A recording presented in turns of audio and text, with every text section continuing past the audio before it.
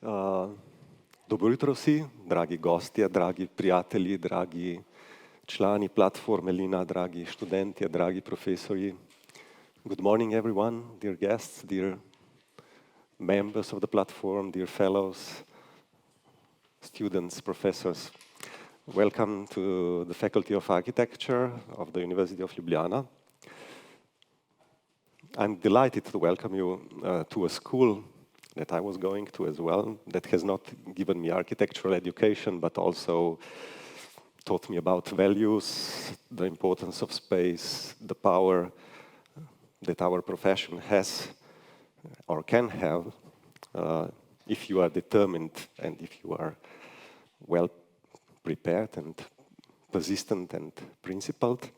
And I'm particularly delighted that we can meet again in person together to discuss the future of architecture and particularly and above all the future tasks of us professionals in tackling environmental and climate crisis.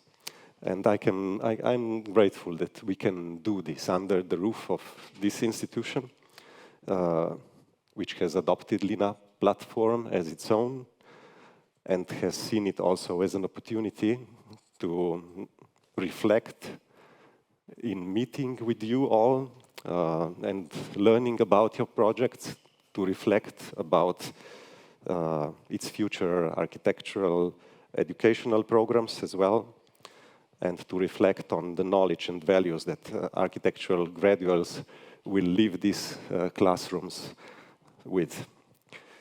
So here we are at the first conference of the LINA platform, which we have set ourselves the goal of encouraging the architectural profession in Europe to try to rethink its mission, to try to retrain itself so it can be the best support of the implementation of the European Green Deal through its activities.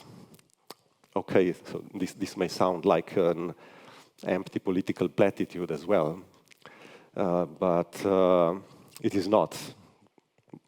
We can leave political pamphleteering at side, but I sincerely believe that architecture can do more for our planet, and I think that we all believe that you, by applying with your projects to LINA platform, believe that as well. And in fact, it seems to me that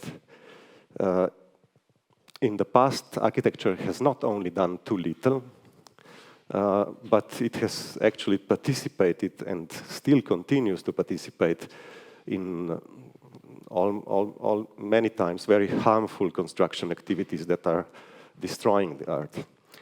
So we need to put a decisive stop to this and ask ourselves first what we are doing and then what we should be doing. We also need to break the specializations that divide the different professions that should be working together towards the same goal. Landscape architects, urban planners, designers, engineers, agricultural engineers, cultural workers, and many others. So it's time we bring together all the possible skills we have and get serious about the common project of preserving the planet and preserving life on the planet. And that's why we need to start using our professional power in a different way. Instead of dividing space into parcels, zones, open space, built-up space, city, countryside, urban, rural, we need to start integrating space into a whole. And instead of building new buildings, we have to learn how to preserve existing buildings. Every new building is a problem. It may be smart, it may be zero energy, it may boast a green roof, it may boast the latest technology, but a new building requires the extraction of new materials, it requires the burning of minerals, it produces new CO2 emissions, there's new construction waste, and in most cases also new green land lost. So how can architecture enable a rational balance to be struck in the use of resources and in the management and construction of space? What priorities should we set and what should we give up? How can we transform our activity? This is what we will be discussing over these 2 days with guests, fellows, and members of the platform. And I look forward with great anticipation in these 2 days that we will spend together. I'm sure this exchange will be interesting, both here in Ljubljana and later on in the events of the platform that the members of the platform have prepared all over Europe and will run until May. And I thank you for coming again, and I would like now pass the microphone to Matej Blenkuš, the Dean of Faculty of Architecture.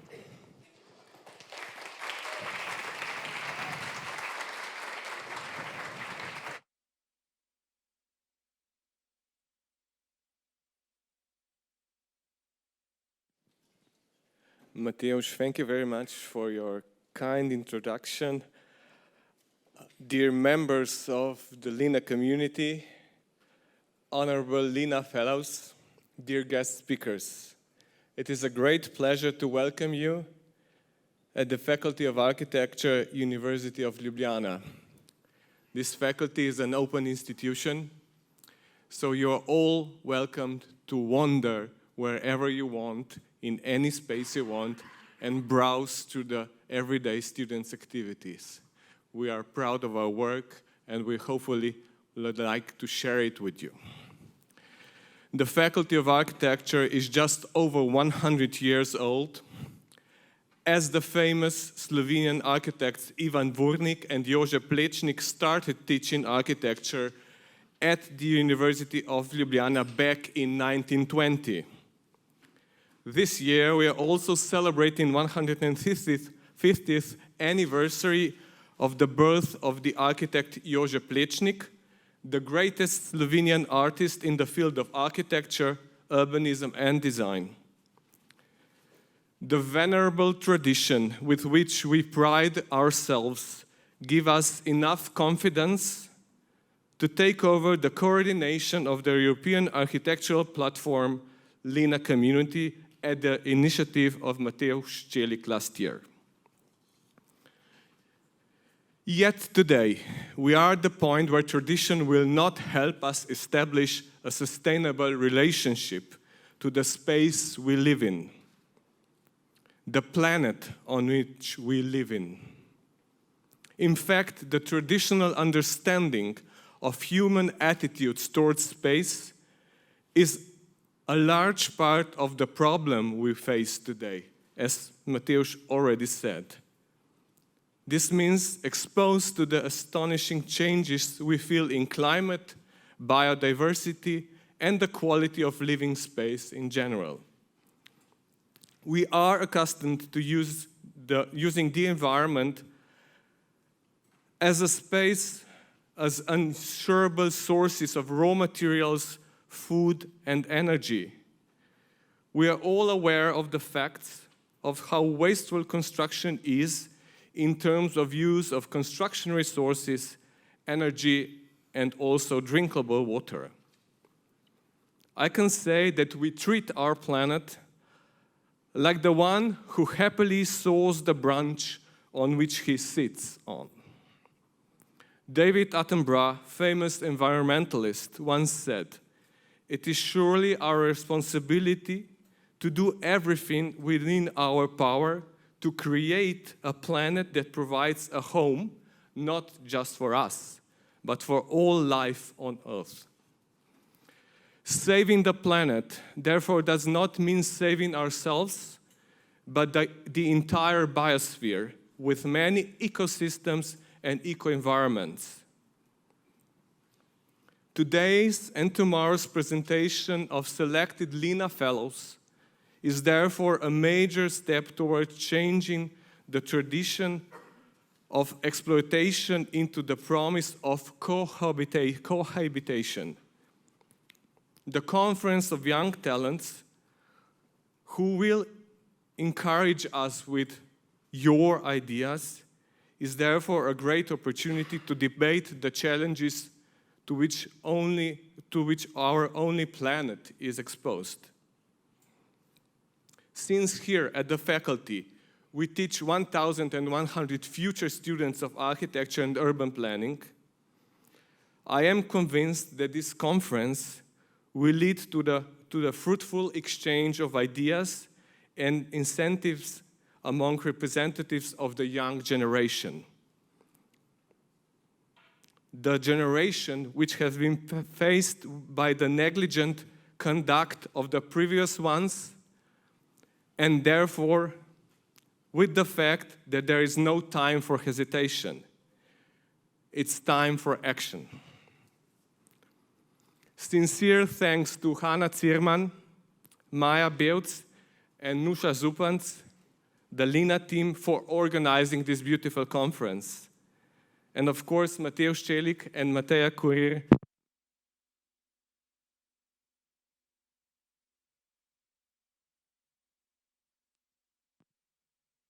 LINA platform. Okay, everything is done.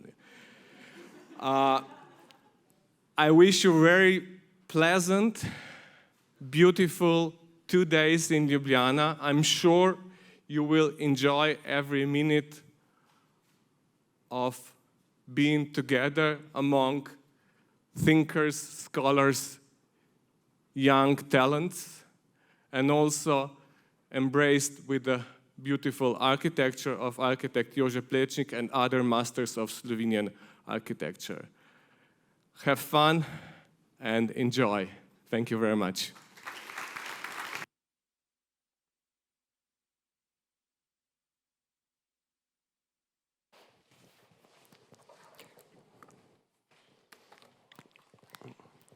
Thank you, Nadine, for these words. So make yourself comfortable. You can enter this classroom anytime and leave it whenever you want here, or if you want to leave or enter unnoticed, you can use the stairs above. There are 2 rooms beside that you can use and have coffee in between. But let's start. We will start the conference with 2 focus talks that will both be online. Before we start, let me also kindly invite you to contribute to the conference with your questions, and we will have 15 minutes for discussion after each lecture. The audience which is following us on streaming can also participate by posting your questions on our YouTube channel or on our Facebook program, our Facebook profile of the stream. And now let me introduce our first guest. Our first guest is Janez Potočnik. Janez Potočnik is an economist, but also, I could say, a fighter for environment. He used to be a member of the European Commission. He used to be a commissioner for science and research in one mandate, but also a commissioner for environment in the other mandate. And currently, he is co-chair of the United Nations Environment Program, namely the Environment International Resource Panel. And he will join our conference from Brussels. And the title of his lecture is Importance of National Resource Management in Our Transition to a Sustainable Economy and Society and the Role of Architecture. Janez, good morning. Dobro jutro. Dobro jutro. Slišimo se. Good morning to everybody. I will start sharing the screen, Matevž, if that is okay. That is okay. Yeah, here it is. Excellent. The floor is yours. Just confirm that you see it and all is fine. We can see it. Everything is perfect. Super. So my role is actually, because you addressed the audience so friendly, my role is to actually provide you with a lecture so that nobody would exit this room. It will be quite a long lecture, but I sincerely hope it will not be boring. But the things which we will discuss, unfortunately, cannot be boring at all anymore. So let me start with just few words of the International Resource Panel, which you have already addressed. So we are a kind of sister organization to two organizations which are maybe better known. One is definitely better known, that's IPCC, which is there for addressing from the science point of view the climate issues. Then IPBES, it's for biodiversity issues, and we deal with resource management. So actually, frankly, we are the closest to you. And the structure is we have a scientific panel, some approximately 40 scientists, steering committee members, and then secretariat, which is located in Paris. By the way, late night I have arrived from Paris because we have just had 1 week in-person meeting of the IRP when we discussed our current and future work. So our role is actually science policy interface. So we don't produce only science, but we also try to give a useful policy advice, and we have many of the strategic partners with whom we cooperate. These are the panel members. They are coming practically from all parts of the world. And I would say the cream of the scientists which are dealing with the resource management. This is the steering committee. You would immediately notice that is quite concentrated in Europe, because European Commission also plays an important role in what we are doing. We are trying to make it geographically more balanced, but sometimes this is not an easy exercise, as you would know. We have published many of the reports, and you can find them on our internet page. So this is just to a teaser. Our priority areas, which were agreed for the next 4-year period, are HIPAA stands for High Impact Policy Area. First, current trends, future prospects for global resource use and sustainable resource management. Second, sustainable resource management for effective action on climate change, biodiversity, and pollution. Third, sustainable resource management and the effects on human health, well-being, prosperity, equity. And finally, role of trade, finance, innovation in enabling these sustainability transitions. So from here, I go to the substance, which are actually the main challenges which we are facing nowadays. First, of course, population is growing, and not that by definition that would be a problem, but of course it means that the pressure on the use of natural resources will also grow.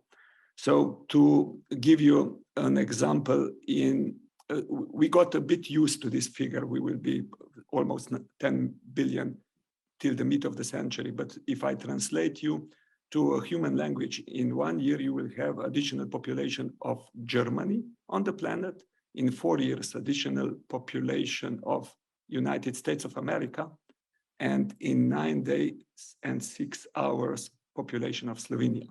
And all that is happening in least developed part of the world, which means with aspirations, which they rightly have, that the pressure on the use of natural resources will be even bigger. The world's richest 1% have more than twice as much wealth as 6.9 billion people, and 22 richest men have more wealth than all 326 million women in Africa. We throw away 1/3 of the food we produce in developed and in developing world from different reasons. But what does that mean? We don't throw away only food. We throw away all the pesticides which are used there. We throw away all the land, all the energy, and at the end also human manpower. More than 50% of urban fabric which is expected to exist still needs to be constructed. So you are absolutely the right audience to talk to. In 3 years, 11-13, China has used more cement than United States of America in the whole 20th century. You know everything about climate change, so I will not use additional time here. And on the biodiversity, Living Planet report was just released last week of WWF, which with again alarming figure that our planet's wildlife populations, mammals, birds, amphibians, reptiles, and fish have seen a devastating 69% drop on average in the last 50 years. 1 million of plastic bottles are bought every minute. Only 9% is recycled, 12 incinerated, and almost 80% still goes to landfills, which means ends in nature. And finally, one of the things which we have all experienced is also the COVID. I would say that we are in the post-COVID period, if not during the conference I was attending, few of them would not be affected by COVID. So we are there. So we are facing clearly with some acute challenges which are connected to energy and food in Europe in particular, due to the terrible war which is happening in Ukraine. Summer, which was more than clear, so ordinary days are becoming rare. I would say that in my youth,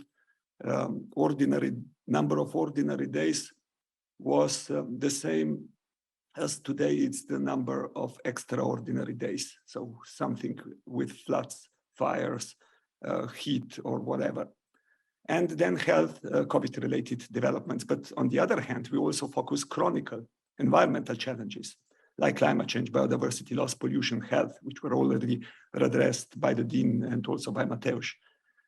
And on the other hand, social inequalities, created wealth distribution, poverty. So one thing should be clear to us, taking painkillers to remove the acute pain will not heal the chronic diseases. Rather, it will hide them and make them worse. So it is essential that while we address acute problems, we look it through the chronic lenses. Let me switch to the story of the biomass. This is the biomass of life. If you look to the bottom, you will see how few of that biomass actually humans, wild mammals, and birds represent. But if you compare that to the rest of fungi, bacteria, everything what is living on the viruses on the earth, plants, you would find out that actually we are the minor part. But that is actually not the terrible news. The terrible news is this one. If you compare all global biomass to anthropogenic mass, the mass which was created by us humans, it's already less than we have created. So you can see concrete, bricks, aggregates, metals, so everything which is your daily bread and butter. And if you see the trends, actually the trends are that by 2040, this will almost be triple comparing to the global biomass. If you want a nice comparison, the plastic kingdom is already double comparing to the animal kingdom. So one of the theories how to solve those things, very nice one, it's connected to the so-called donut approach, where we look to the inner circle, which represents basic human needs. This inner circle is, of course, expanding. And the outer circle, which creates the limits of the planet, which is created by the limits of the planet. And the green space, which is shrinking, is actually the safe operating space. Of course, we are already out of balance in few of the areas. So this is showing you where we are overshooting planetary boundaries, biodiversity loss, climate change, land conversion, and nitrogen and phosphorus loading. Actually, the new figures which were just recently released are even worse than the figure which I'm showing to you. But the situation, it's different in different national contexts. This is the picture of Malawi, this is China, this is Belgium, and this is Australia. So if we look to that, we need to understand who is actually responsible for the things of the situation in which we are living. One thing which we are more or less all forgetting, and we should remember very well, is that for the first time in the human history, we are actually living in socio-ecological system of planetary scope. So we are more interconnected and interdependent than ever, which means that also our our responsibility, individual and collective, has enormously increased to handle collectively the situation in which we are. The Club of Rome, I'm also the member of the Club of Rome, has nicely explained that by saying that we have moved from empty world to the full world. Empty world was dominated by nature and full world is dominated by humans. In the empty world, it was the labor and infrastructure which were the limiting factors of our well-being. Now, it is actually natural things and environmental things and natural resources which are the limiting factors. Or if I translate you that into economic language, you cannot dream of any economic development in the future if you don't take into account that there are natural resources and environmental things limits. The Dasgupta review, which was about biodiversity, economics of biodiversity, concluded that there are two main reasons why we are where we are. So first, it's institutional failure. So we are not able to organize ourselves in a way that we would be able to deal with the problems. And the second, which I can say it's absolutely true, is the failure of the contemporary economics to acknowledge that we are embedded and not external to nature, so that we are part of nature and act accordingly. This is very nice presentation. It's a bit outdated, but still you will get the point of the so-called inclusive wealth index. Inclusive wealth index, it's more than GDP. It's actually consisting of production capital, and the dotted gray line, it's production capital per capita. And you also, the solid gray line, it's GDP per capita. So practically production capital and GDP have the same trajectory. Then you have human capital per capita, which in the 20 years, which you have seen, has more or less slightly increased, or rather say stand still. But natural capital, the green dotted line per capita, has decreased for almost 40% in the last 20 years. The conclusion is rather simple. Growth of GDP in the past decades has been achieved at the cost of depleting natural capital, and via that, indebting future generations. So we are not indebting them only financially. We are indebting them also from the basis of their quality of life, because it's always based on nature. Since I'm an economist, I will try to explain you in a very plain language what is actually wrong. We were taught, of course, that producers and consumers on the markets behave rationally. So it means that we receive the signals, and major signal which we receive, it's of course the price signal. And according to the price, where the demand and supply meet, the quantity is designed. But what are the signals which we are receiving as consumers and producers? Production capital, it's overvalued and over-rewarded. Human capital or labor, it's undervalued and under-rewarded. And natural capital, actually, it's not valued at all. So if you destroy nature, you have higher profit. That's how currently today is. And we are constantly, by the way, asking also consumers to behave rationally. But if they behave rationally, if they, for example,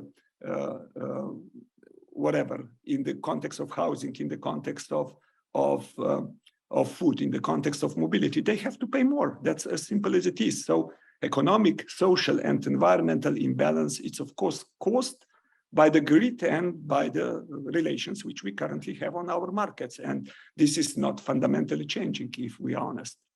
So let me now enter to the perspective of IRP, the resource perspective. Natural resources have always been in the history closely related to stability, conflict, wars, of course, also to human well-being. Also, the war in Ukraine, you see what it has caused in energy and in food context. And these are, of course, natural resources connected. But according to our UN IRP science, it's not the shortage of some of the resources. In specific cases, it is, but in majority, not, which will cause that we will be forced to change our behavior, but it will be rather the environmental, climate change, biodiversity loss, pollution changes, and health consequences caused by excessive and this irresponsible use of natural resources. To put it bluntly, in Paris, when it was a climate conference, they didn't meet because we are running out of oil. They met because we have climate problems. So normally this is in our scientific approach analyzed through so-called DPSIR, drivers, pressure, state, impact, response. And when we talk about climate change and when we talk about biodiversity loss, we basically talk about the state and impact. So if you want to talk about drivers and pressures, which is of course crucial if you want to change the things, you have to talk about humans, human behavior, and economics. And natural resources are kind of a bridge between both, because on one side they are decisive for the economic success, but on the other side, overuse of those resources is actually the main cause that we are facing climate change, biodiversity loss, and pollution. When we talk about natural resources, we talk about biomass, metals, fossil fuels, non-metallic minerals, and we are calling that materials. So everything extracted from the earth are materials. And on the top of that, we talk part of the natural resources are, of course, water and land. When we were analyzing the impacts, we found out in our last Global Resource Outlook released 2019, we are just in preparation of the next edition, that 90% of the global land-related biodiversity loss and water stress are connected to the just extraction and processing phase. That's not yet consumption. And if you look to the figure, everything is more or less connected to biomass, which means that if you want to solve the problems of biodiversity and water stress, look to the economic activities which deal with biomass. And that's mainly agriculture, forestry. Second, 50% of global change climate impacts are connected to that, and even 1/3 of the air pollution health impacts. As I mentioned, this does not include consumption. To translate you again in something which is better understood. If you buy a car, park it for the whole life, so actually never use it, you have already created 1/3 of air pollution health impacts. Why? Because resources needs to be extracted and car needs to be produced. And this is causing the air pollution problems. So if you look to the global material use in the last 50 years, the material use on the globe has tripled. Per capita almost doubled, which means that majority of that tripling can be devoted to economic growth and to a lesser, but still important, also to the population growth. And what is in particularly interesting is this material productivity. Material productivity is actually efficiency of materials per unit of GDP. So it's growing in all the countries, to be clear, but still on global level, it is from the year 2000 decreasing. How that is possible?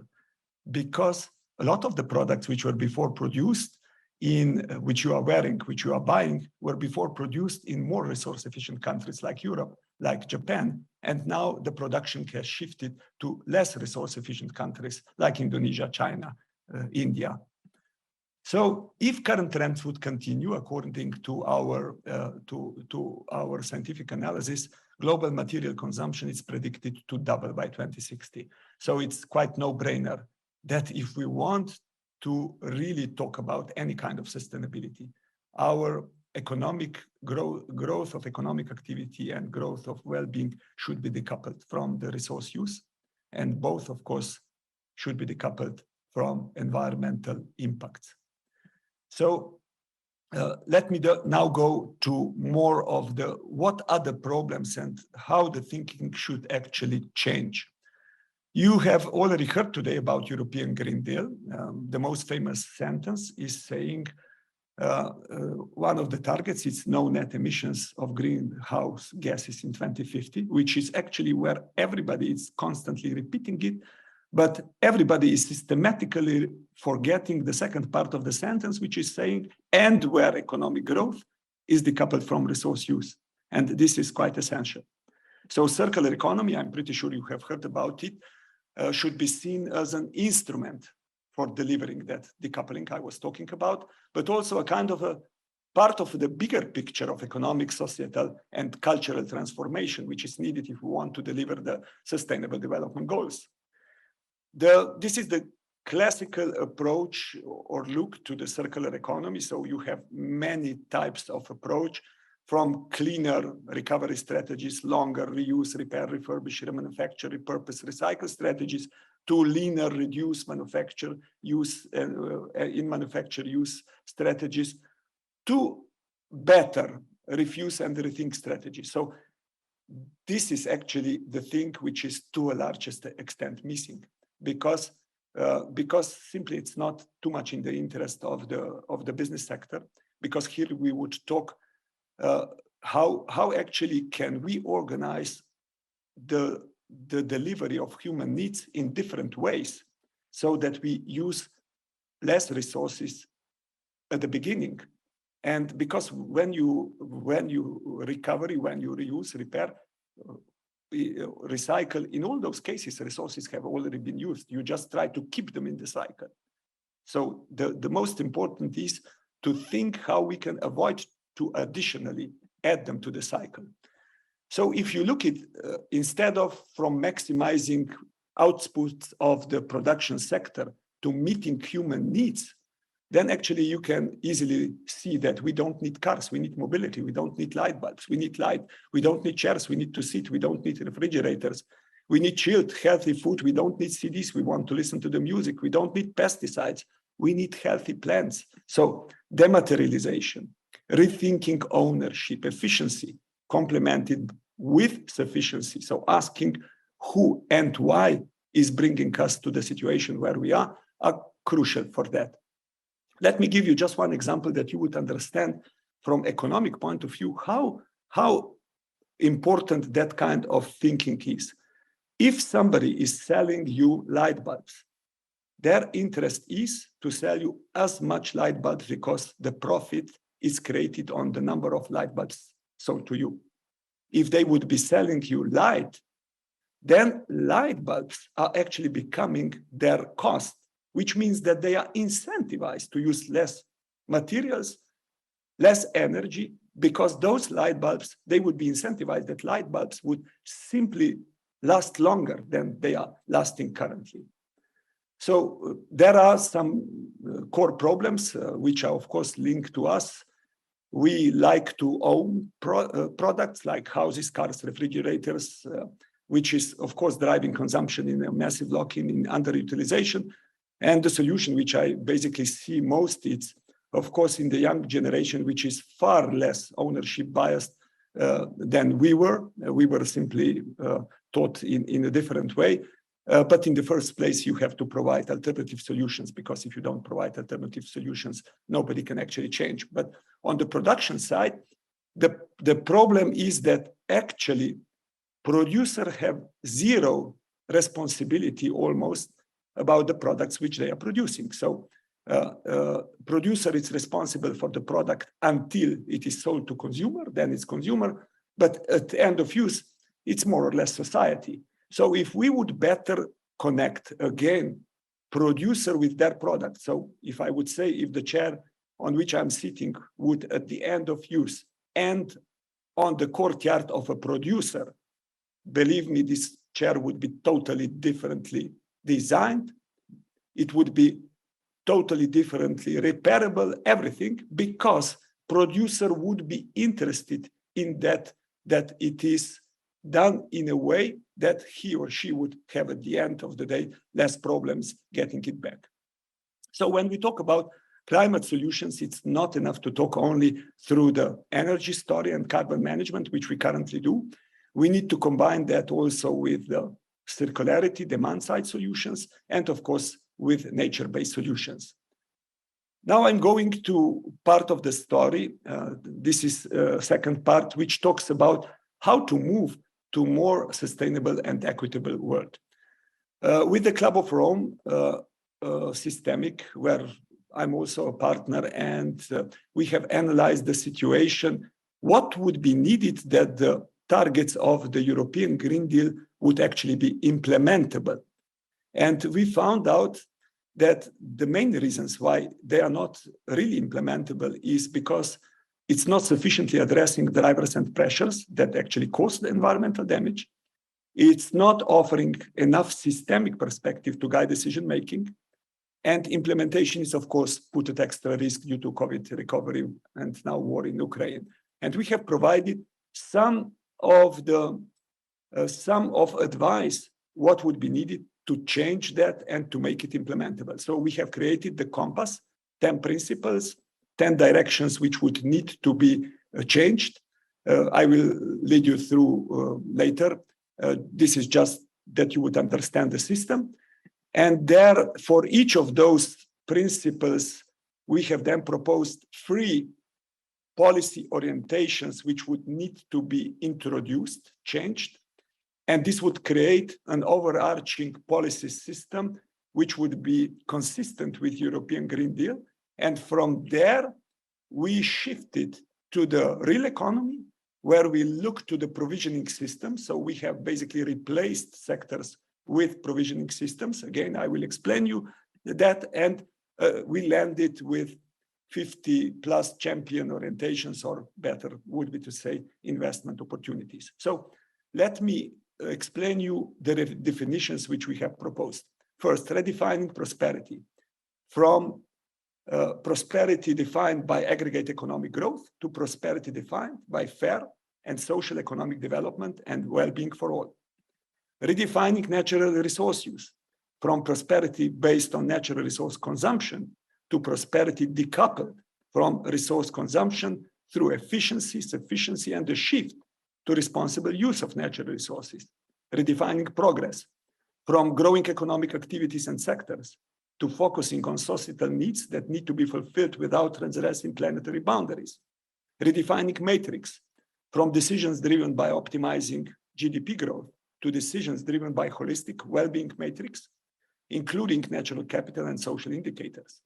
Redefining competitiveness from massive dependency of Europe on imports of natural resources to a resilient Europe based on low carbon products, services, and digital optimization.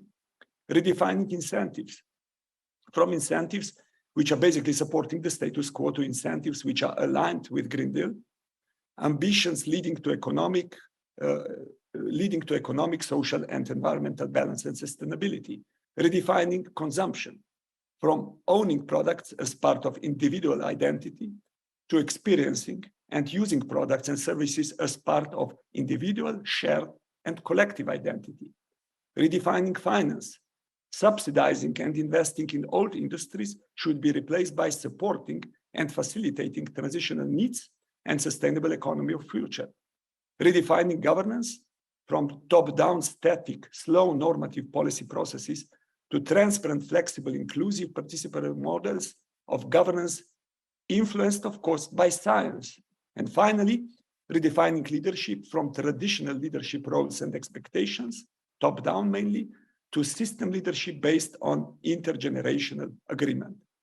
So to give you just one example, for example, this is for redefining prosperity, the number one which I have shared.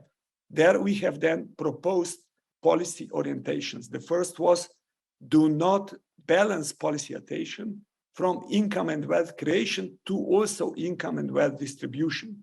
So income creation is in the center of our, but wealth distribution should become more central and ensure that economic transition contributes to equality and social fairness. Second, create conditions for social acceptance of the transition, which is necessary, and I'm talking about, so that there could be the possibility to absorb full cost, which would be introduced through all economic ecosystems and valuing nature. And third, replace part of the income-based taxes with resource-based taxes to address resource as well as also social policy targets. So this is just one. These are just 3 out of 30, and you can find the others if you would look to the compass. Now I'm moving to the real economy. So what was our core question? Which are those provisioning systems which are actually most resource intensive?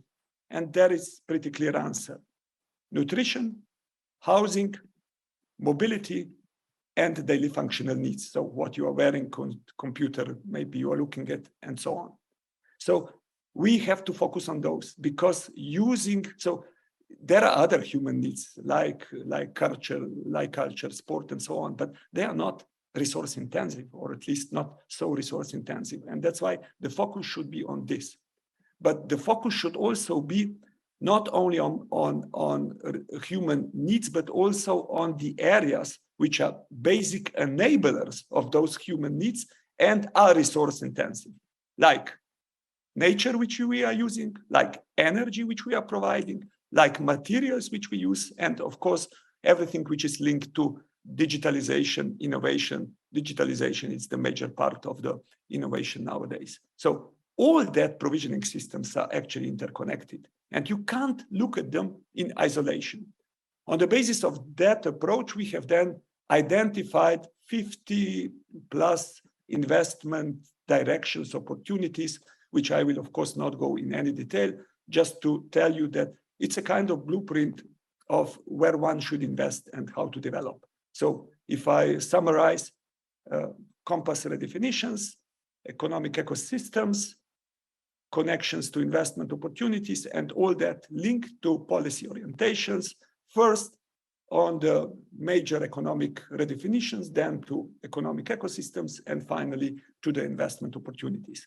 But we have done even a step further from this focus, which was more internal. We ask ourselves, what would need to change in our European policies that this would fit in international story, so that we would actually support that all the world would actually be moving into the direction which we have tried to explain in the system change compass.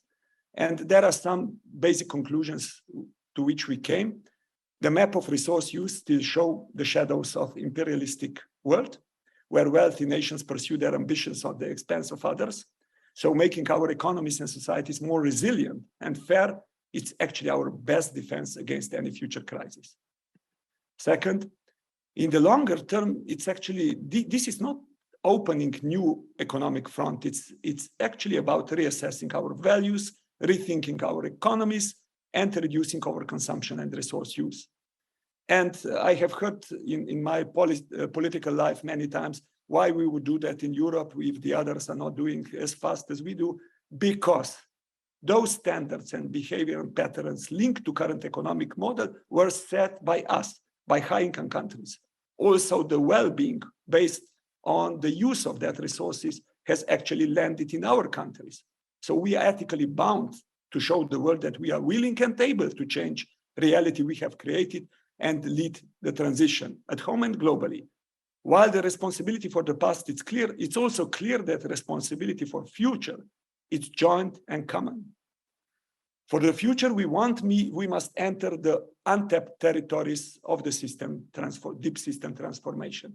Or if I translate you, if we want to avoid extinction of elephants in nature, we must first start extincting elephants in our rooms. So which are the elephants in our rooms? So which are the main blind spots? And there are three, and I will try to explain them in the context of the climate change. So we lack of holistic system approach. So public leaders lack capacity, knowledge of how to translate system change visions in the concrete policies, investment structures, which ends in conflicting policy logic and hinder also the real transformation. This is the story of a climate convention. So they look to carbon emissions and they don't talk about what their transition they talk about will cause on the air pollution, on inequality, on overconsumption, of resource scarcity, and so on.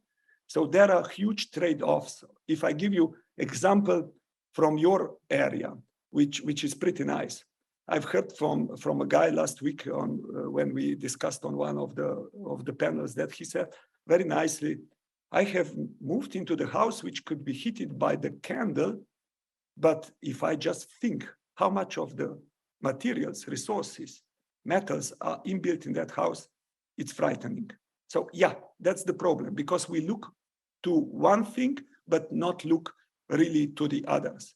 A Glasgow breakthrough on the road transport, aiming was, this is the wording which was used, aiming for zero emission vehicles to be the new normal, accessible, affordable, and sustainable in all the regions by 2030. My God, if this would happen, we are really in deep troubles, because the real problem is this.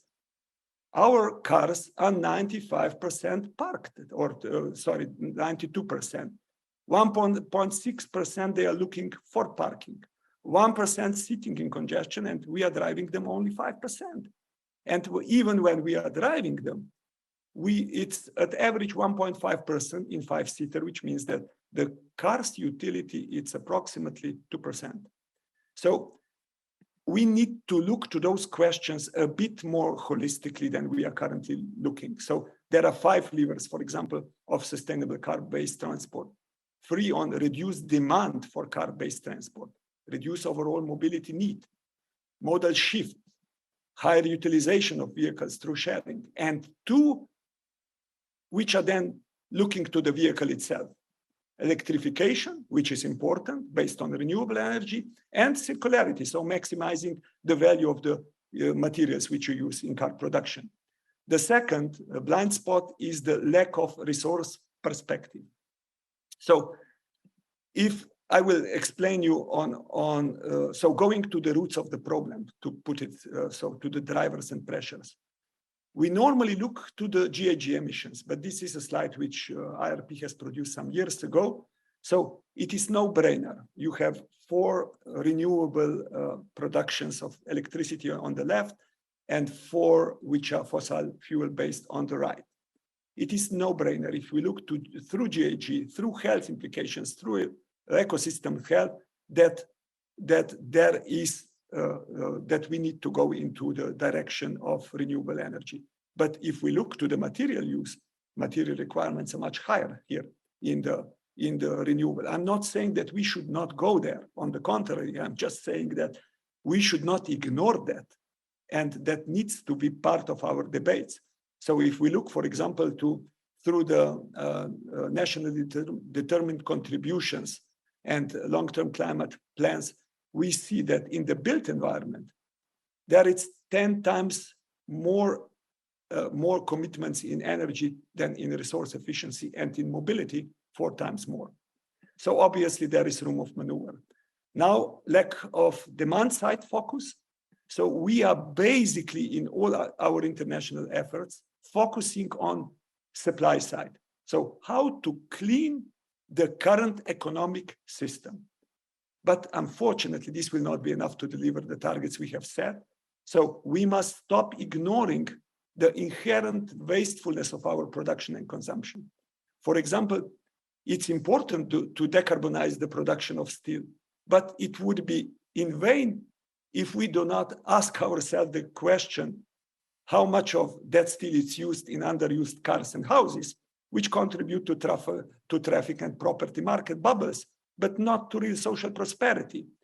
And more fundamentally, if we really want that we do not lose in those political talks the low-income countries, this kind of optic contributes to essential questions of responsibility and equity, and it is needed. So NDCs and other national climate commitments should simply start considering also the footprint-based indicators and targets. Now, just a few slides of, and I will be ending with this, about the things which we have produced. It's actually haven't been yet published. It will be published in next days. In Systemic, it was done mainly by my colleague Julia, who is my right hand also in the IRP. So we focused on the space use in Europe. And the first thing was that, of course, you need to look to those questions in a holistic way. Easy access to services, easy connections, spacious but under-occupied buildings, spaces for local business, direct access to nature, spaces for community building, extra convenience, so fairer access to vibrancy and green space for all. Somehow, this is the target where we look at. But then we have analyzed the concrete situation, and we found out, first, linked to the environment, 16% of dwellings are not occupied. 35% of dwellings are under-occupied. 50% more material is used per person in single-unit buildings. 2 times more energy demand per person for heating is in detached single-unit houses. 18% higher transport emissions are for suburban dwellers, and 4 to 10 times longer average road length in villages and dispersed rural settlements. Then we look to economics, 75% higher infrastructure costs in underused, sprawled developments, 20% of higher energy grid losses in sprawled areas. And finally, to social, 18% of dwellings overcrowded. 65% of suburban population live further than 1 kilometer from general services. And 2.5 to 6 degrees Celsius, higher European urban summer temperatures caused by excessive grey infrastructure. All that is currently our reality. And of course, if you want to look now how to address those questions, you need to combine two things. One is macro neighborhood level, where you look to efficient balanced land utilization by building patterns and other infrastructure requirements, efficiency balance, and through the micro building level. So where you look to efficient balanced building utilization by people. Again, efficiency balance, how to analyze, how to look to those questions. And of course, better neighborhood needs and better buildings are working in both directions. So both it's needed if we want to talk about sustainability of dwelling sector. A lot of inefficiencies are overlooked. What we have found is that in land utilization by building patterns, currently 418 square meters urban land use per capita across Europe. The trend is that it is going down in last years for 1.3%. 61% live in low density settlements. The trend in last years plus 5.6. 50% of cities will be shrinking in the next 30 years, leaving unused built land behind, if not managed strategically. The trend plus 23% of EU cities were shrinking between 2011 and 18. Then we go to building utilization. 53% live in single family houses. And again, the trend is plus 2. 35% live in under-occupied dwellings, while 18% are overcrowded. Again, the trend is going in the wrong direction. And 16% of dwellings are not occupied, while 15 million were newly built from 2011-20. We have no data from 2011 there.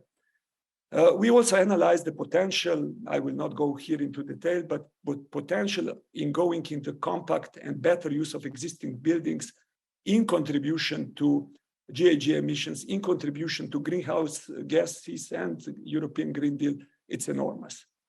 So EU policy, if I'm frank, are still largely overlooking this systemic focusing on house by house and focus on house by house measures. But if we look to EU funds and initiatives, they have partially identified the problem. So under current trends, conclusion that EU Green Deal and just transition targets will be missed, it's not so difficult. To conclude, science is clear and the change is unavoidable. And so are some quotes.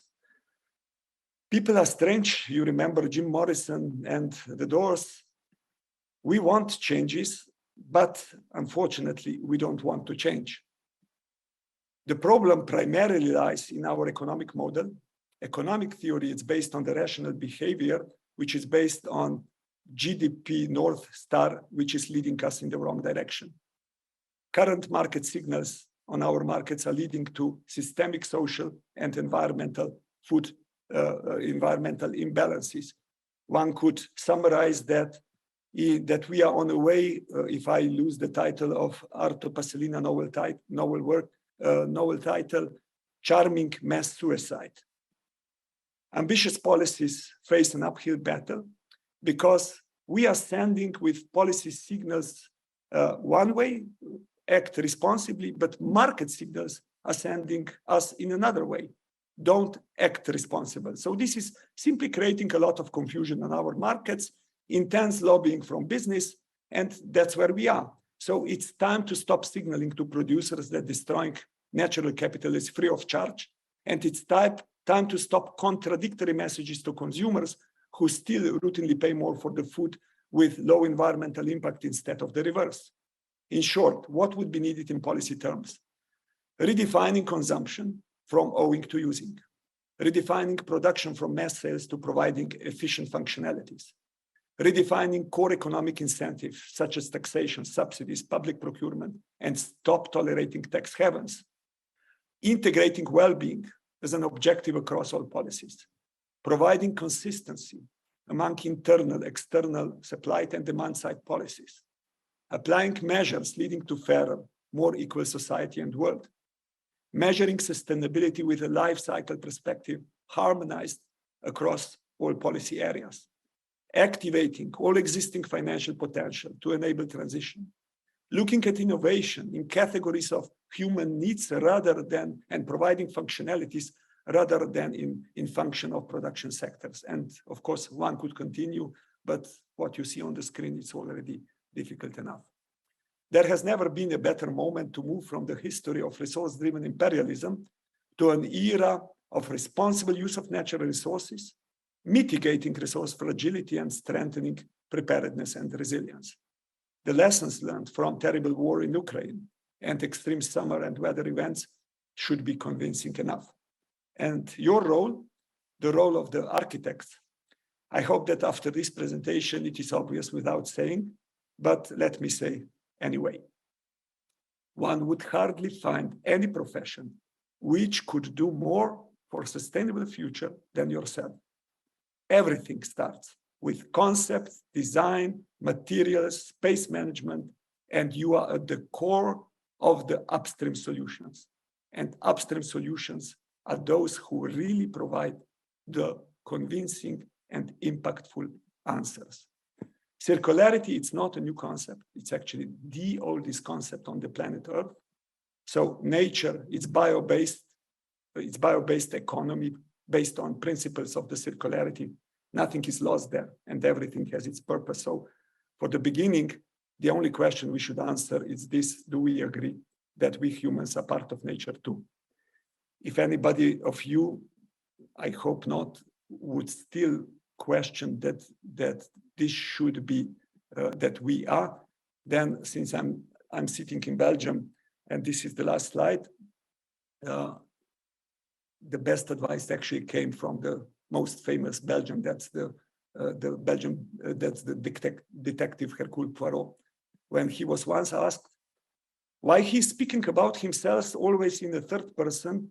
He replied something like that: if one is such a genius like me, it is very important to establish a healthy distance to himself.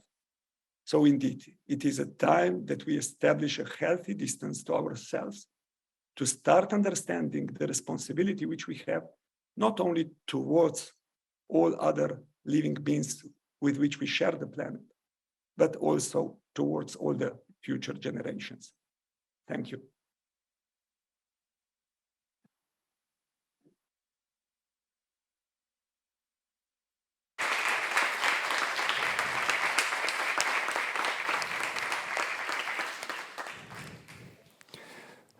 Thank you, Janez, for this inspiring lecture that will certainly direct the course of our discussions in the next 2 days.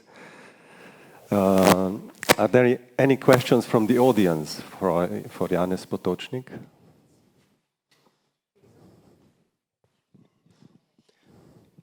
Please introduce yourself. Hello, my name is Juan Elvira from Madrid's Polytechnic School. Thank you for your intervention, first of all.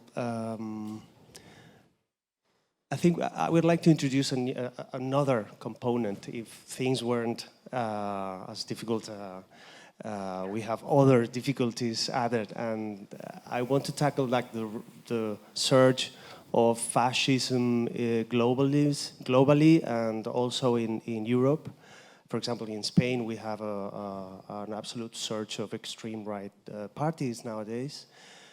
Then I was thinking that probably there are things that are obvious for everyone, you know, ideologically, but also I had the impression that what you're telling us is more compatible with certain ideologies than others. So my question would be how to decouple this series of implementations that are so necessary from ideology. Thank you. Yeah, that's not an easy question, because entering to that sphere, of course, when people feel insecure, they start to act somehow more irrationally, and they start to look to the others, and instead we would be inclusive and patient via the rest of those with whom we are sharing the planet. We start to go in the wrong direction. And as you know,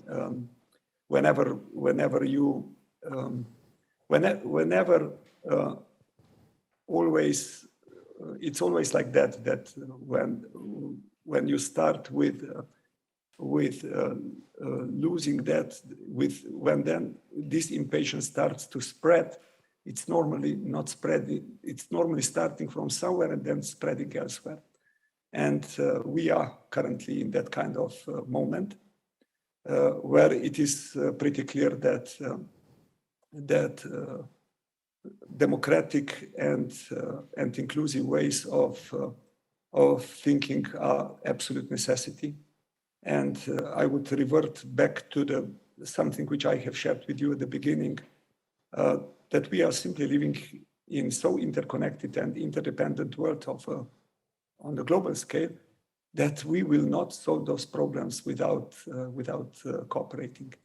So even in the Second World War, we talked about world wars, but they were not global wars. They were still regional and, of course, on a global scale then. But now, if you look to whatever you look, from the pandemic to the climate to transport, tourism, internet, everything. So there is no border. It's one planet. And if we do not understand that, and if we do not start cooperating better, we have pretty little chance.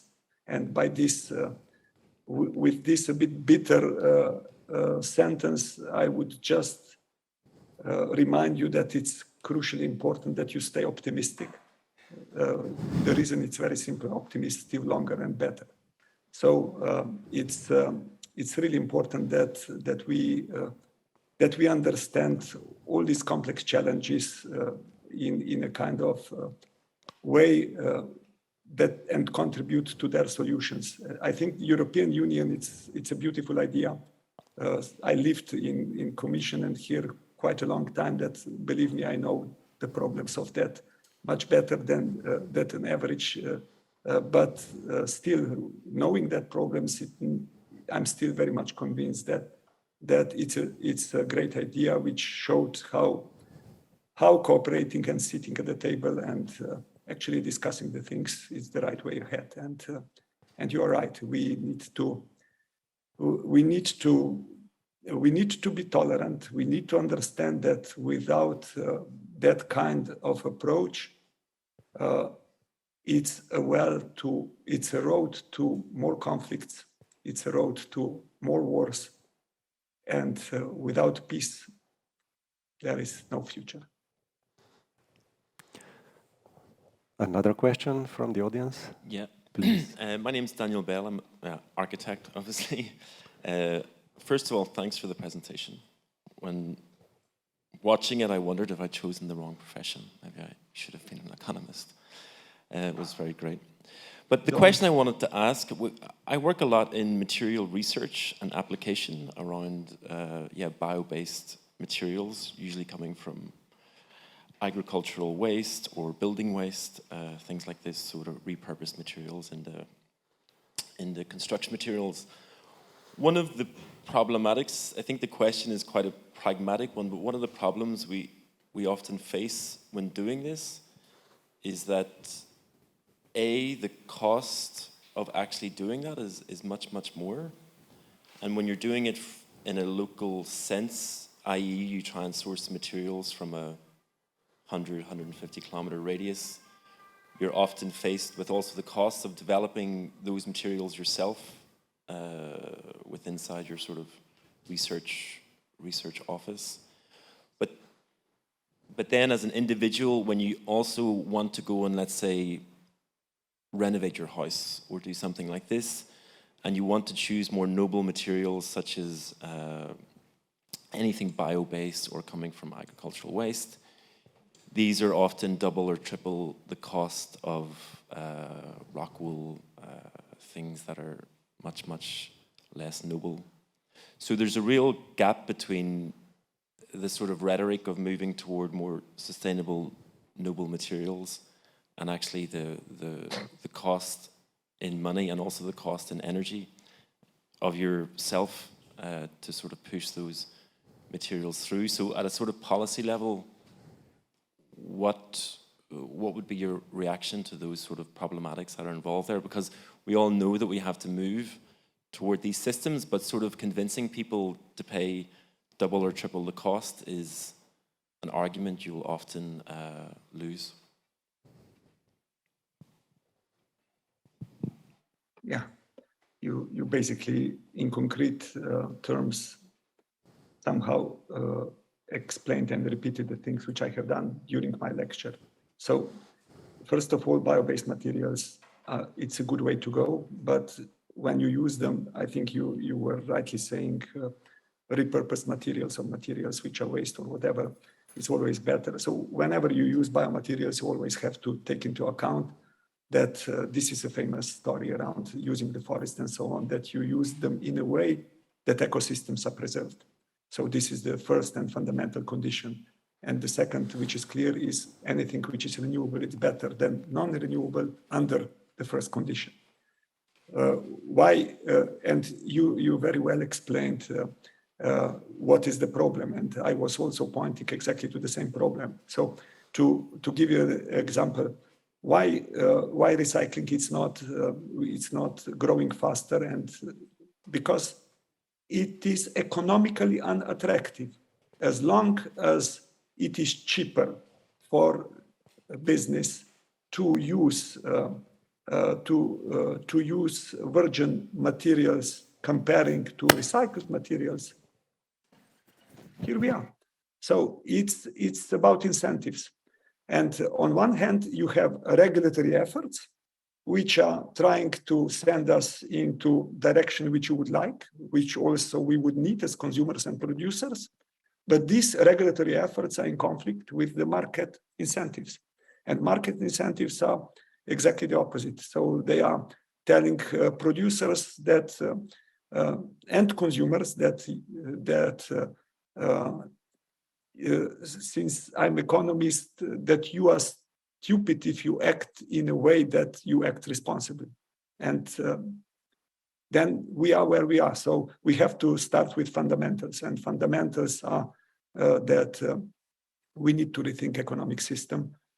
And when I'm talking about sectors versus the human needs, or if there is an essential difference, and that difference is if you talk about maximizing the output of the sectors, for example, the number of the cars which you produce in factories, you basically talk in the concept of there is a human in service of maximizing the profit in service of economy. If you ask yourself how to provide the best mobility options, actually the story is different. So you go back to the roots. Economy was there to serve us humans that our needs could be met. And this is in approach the fundamental change in logic. And the next global resource outlook, we will look everything through provisioning systems. Not anymore. There will be nothing about sectors anymore because it's simply wrong. And there will be no GDP as a driving direction anymore. It will be well-being, because GDP is one important factor, but it's not the only factor. Thank you. There's another question from one of our viewers at the YouTube. I quote, "Why is the very first point in your presentation on population growth? Overpopulation is a myth. Countries of the global south have a minor influence on the climate crisis." How do you comment on that? It's not, it could be the last, it could be the third, it could be whatever. It is the fact that the number of population, of course, is directly connected to the use of the resources. And it is the fact that we saturated economies, and I hope I was clear enough in the presentation, that we saturated economies are those who are actually responsible for the situation in which we are. But those in those countries have exactly the same rights to live in the conditions as we are, and they aspire to live that way. I was saying that there is very likely that there will be additional pressure coming because of the population growth. And denying that, it's simply denying the reality. I'm not saying they don't have the right. I'm not saying that they are responsible. On the contrary, I'm saying just the opposite. I'm saying they are not responsible, but for the future, unfortunately, we will have to design it in a way that it will be sustainable for all. And if they want to live better quality of life than they are living today, of course, like it or not, they will need some more natural resources per capita than they currently have. The fact is that our economies are using between 25, 30 tons per capita, and in some African countries, they use 2 tons per capita of materials. That's the fact of life. And if we want that they would live better than they are, there will be pressure which is coming from the resources. But please don't stick to something like you started with this and rather listen to the whole presentation, because the whole presentation is what matters. But you always have to start somewhere. Thank you. And just the last questions. Your message is an urgency. By doing the research and working in the National Resource Panel, did you find anything that you could say is a light in this darkness? Is there a project, an initiative that you could expose that gives hope that we can change and the change is possible? Yeah, I don't have many hope in that quickly the incentives on the markets would change. The reason is pretty simple, because we consumers and producers simply got used that we don't pay for the destruction of nature.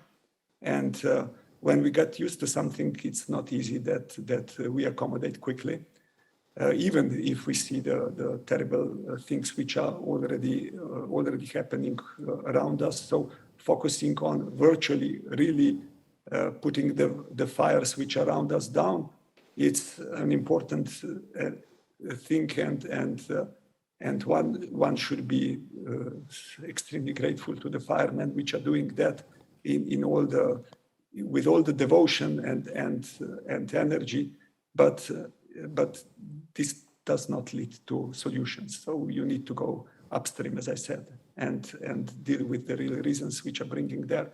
The major thing which I see could be quickly done is it's tax structures, subsidies. These are then public procurement. These are not so difficult things if there is a will.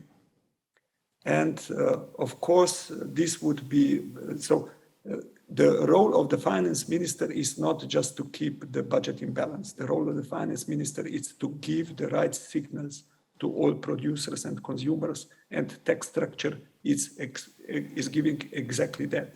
And the other thing which I see, which could be relatively quickly introduced, is this everything as a service approach, where changing of the business models, which with what you change the incentive without really going into nitty-gritty of the prices, but still incentive is different.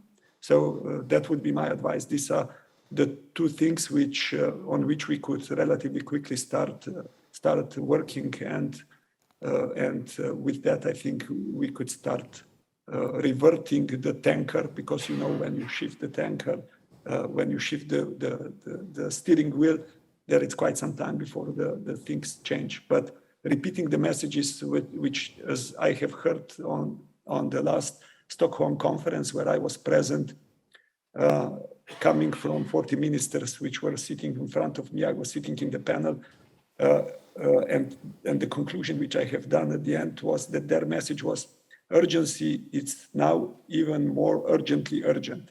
That is not good enough anymore. So we need to ask ourselves why we are where we are and what needs to change. Thank you, Janez. Thank you for being with us during your busy schedule. We wish you a lot of persistence and continue with the work that will help us to change ourselves and to change the human society. Thank you, Matevž, and good luck to everybody sitting there, and best regards from Brussels. Good luck.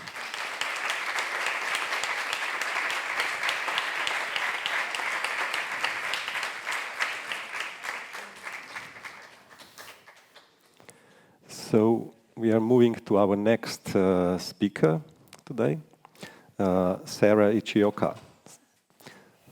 Sarah, are you with us?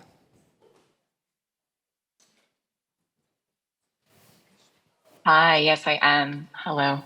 Hello. Sarah. Good morning, everyone. Good morning, Sarah. Sarah Ichioka is a strategist, urbanist, curator, and writer. She's founding director of Desire Lines, a consultancy for environmental, cultural, and social impact organizations and initiatives.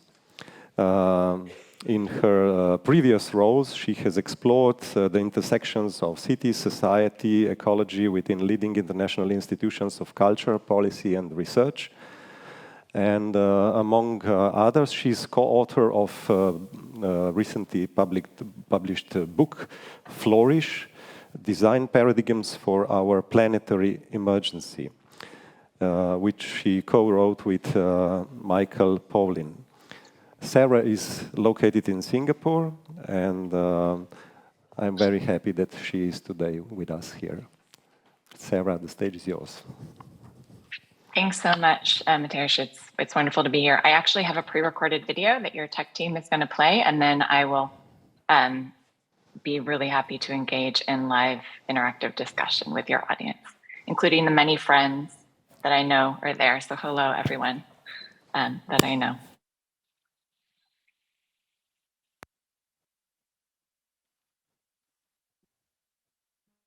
Good morning, everyone. Thank you to Matej and your colleagues for the warm invitation to speak to you today as part of LINA's Emerging Architecture Conference. It's an honor to have this opportunity to share with you, albeit virtually, ideas about regenerative design and development. And it's always energizing to participate in conferences such as this one, where we gather as designers and professionals capable of realizing reimaginations of our built environment. And in this case today, to search for ways to embed solutions to our planetary crisis within our practice. I've recently co-authored a book with the London-based biomimicry expert Michael Paulin titled Flourish. In our book, we contend that meeting our planetary emergency requires a transformation in design and construction that is not only technical, but cultural. The content for today's remarks draws mainly from ideas presented in this book, which was released to international readers at the start of this year. In our time together this morning, I'd like to focus on why Michael and I believe that shifting cultural mindsets is a critical step in addressing our climate and biodiversity crises, and in particular for this audience, how this relates to norms of architectural culture.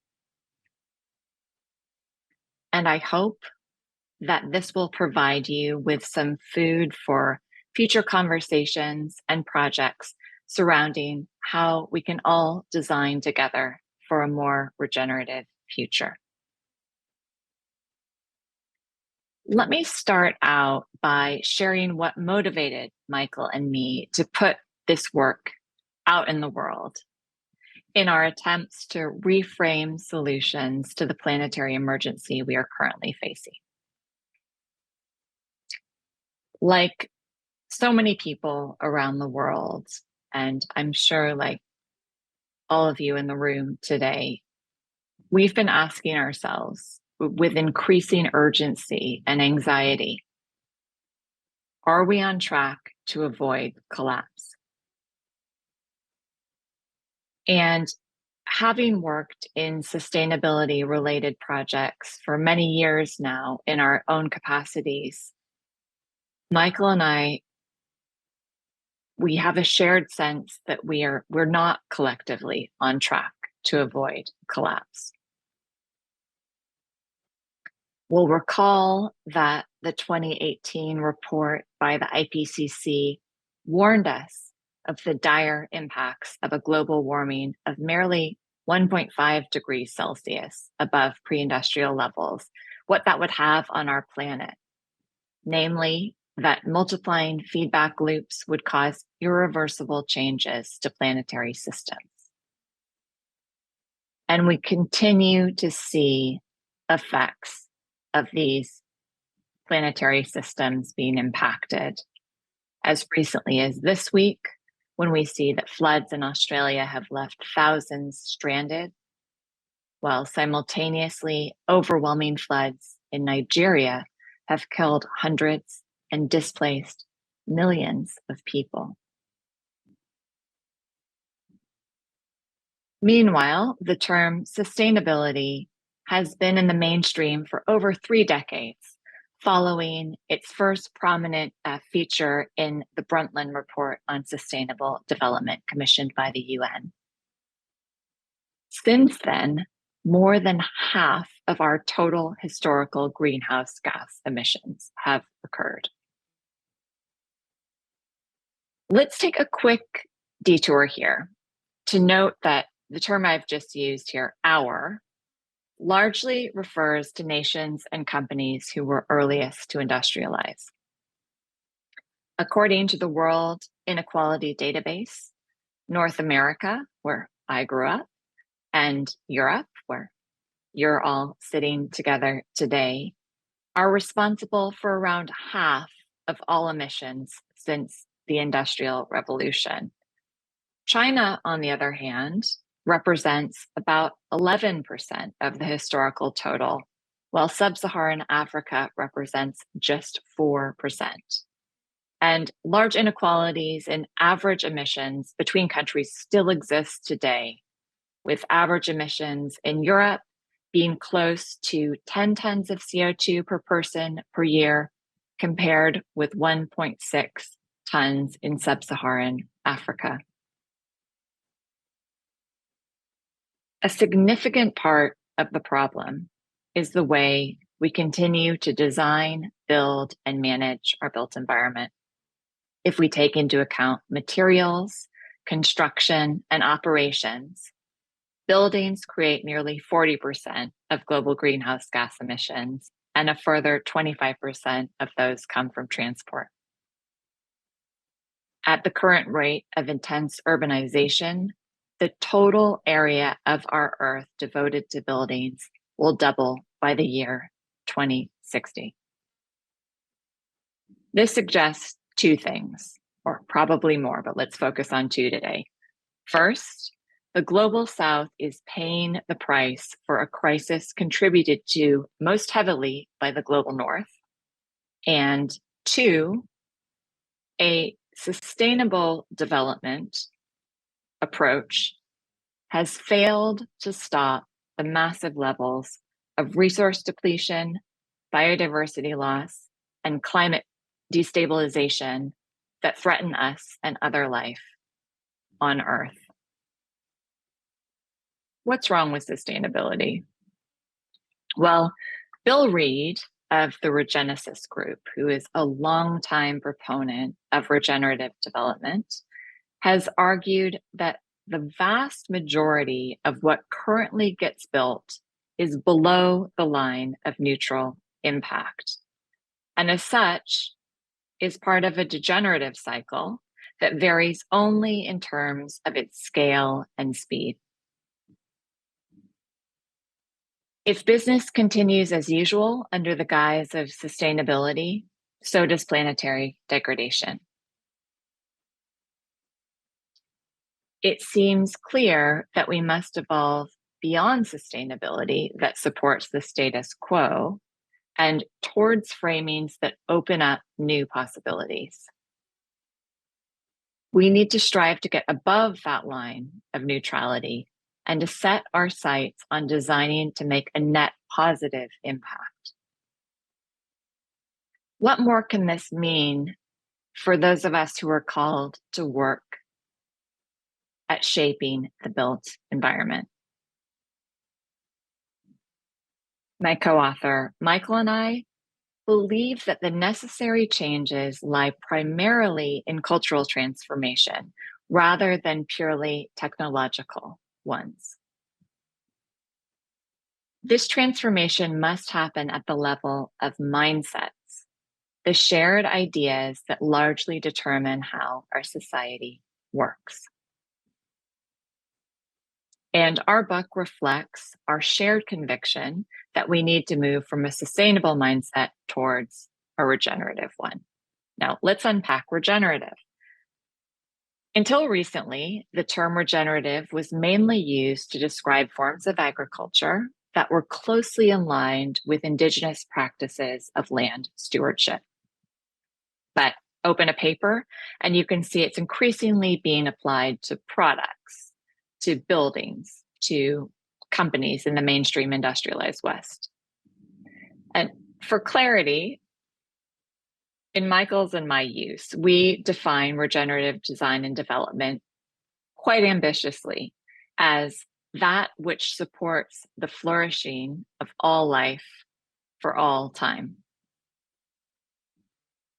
But our cautious optimism at the time of first writing Flourish, about 2 years ago, our optimism that a regenerative approach would not suffer the same fate of debasement as sustainability has now given way to concern as more people in the built environment began talking about regenerative practice, with few doing so in a way that feels substantially different from their previous work.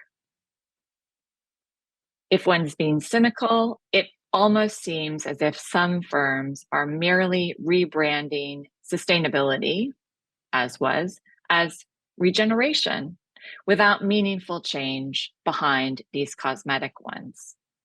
And this is something I would like to caution all of us against if we are to achieve what I understand to be our shared aims of robust transformation.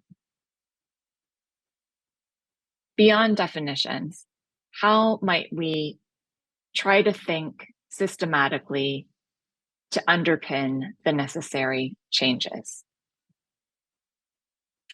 Our approach takes inspiration from Donella Meadows, a pioneering systems thinker, who argued that because systems are complex, it's not always clear where we can intervene to bring about the change that we want. Meadows identified 12 of these possible points to intervene and asserted that the two most effective are at the level of the mindset or paradigm out of which the system, its goals, structure, rules, delays, parameters arises, and at the power to transcend paradigms. We interpret transcending paradigms to mean creating different, more persuasive stories than those that currently shape our collective worldviews, within which we can act accordingly. In other words, to bring about meaningful transformation, we must identify, debunk, and reject the degenerative mindsets or paradigms that are harming us and other life on Earth. So Michael and I set about collecting and interpreting some of the great thinkers from other disciplines who inspire us, along with examples we've seen in our respective work and research around the world. And we assembled these to define 5 degenerative paradigms that we believe are holding us back from necessary transformation. And then we go on to identify which new or rediscovered alternative paradigms offer the most promise to replace them. You'll see them here on my screen. I will have time today to talk about just 2 of these. The first is a paradigm that I think is particularly pertinent in inspiring architects to take up more responsibility in designing for all life. And here I'm talking about possibilism and expanded agency.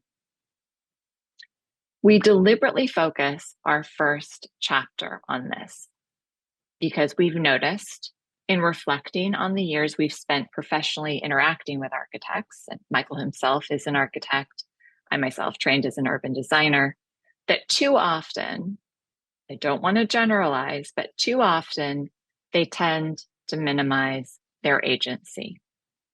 Does this sound familiar? But I can only do what the client wants. The regulations don't allow us to do that. Budget is just too small. I'd love to, but the time frame is just too tight for that innovation. No one else in the industry is doing enough anyway, and so on. Yet, architects and we other built environment professionals are implicated in the global volume and pace of degenerative development that is leading us to continually overshoot our planetary boundaries. Yet, despite everything that we have learned about the harmful repercussions, we too often continue to shy away from taking responsibility and helping to deal with the challenges we face today. It's time that we asked ourselves, what do we know as professionals who relate explicitly to the shaping of the physical world that can support our collective transformation towards a viable, life-centered civilization? These are, I think, the kind of questions that LINA aims to answer as well. As we find ourselves facing a collective deadline for undertaking transformative action, I believe we must begin adopting a possibilist mindset and expanding our capacity to affect change. The term possibilism was coined by the public health expert and statistician Hans Rosling. Rosling asserted that we should be neither optimists nor pessimists because both of these stances imply an inevitability about the future. A possibilist mindset, on the other hand, means that rather than seeing the future as something that happens to us, we instead decide on the future we want and then set about creating it. Once we've broken the spell of the mindset of minimized agency, we can move on to searching for ways to personally intervene at multiple levels within our spheres of influence. Now, to be clear, this is not to say that architects don't face real limitations to their practice, especially when it comes to keeping afloat firms that rely upon satisfying client needs in conditions of structural economic precarity. However, there's a fundamental problem with how much of our current built environment culture remains stuck in a degenerative paradigm of competition. Let's start here by taking a look at architectural education. As educator Robert Mull observes of architecture schools, quote, the unit master, the crit, the jury, the marketplace. These are all ways of dignifying values that are based on competition, power, and inequality. Mull points out that this creates a culture where, quote, students, their teachers, and schools compete for advantage, resulting in long hours, mistrust, insecurity, and overproduction. And this is further exacerbated by steep university fees, debt, long courses, and the need to work alongside studying. In Mull's view, this focus on internal competition and individual advantage is a distraction from collective action. And it's what makes architects the, quote, softest of targets for predators from aggressive clients to the government. We can see another form of this distraction in the standard industry structures of the design competition to win new work, or at least exposure or publicity. In theory, these competitive formats allow new talents and new ideas to emerge into public view.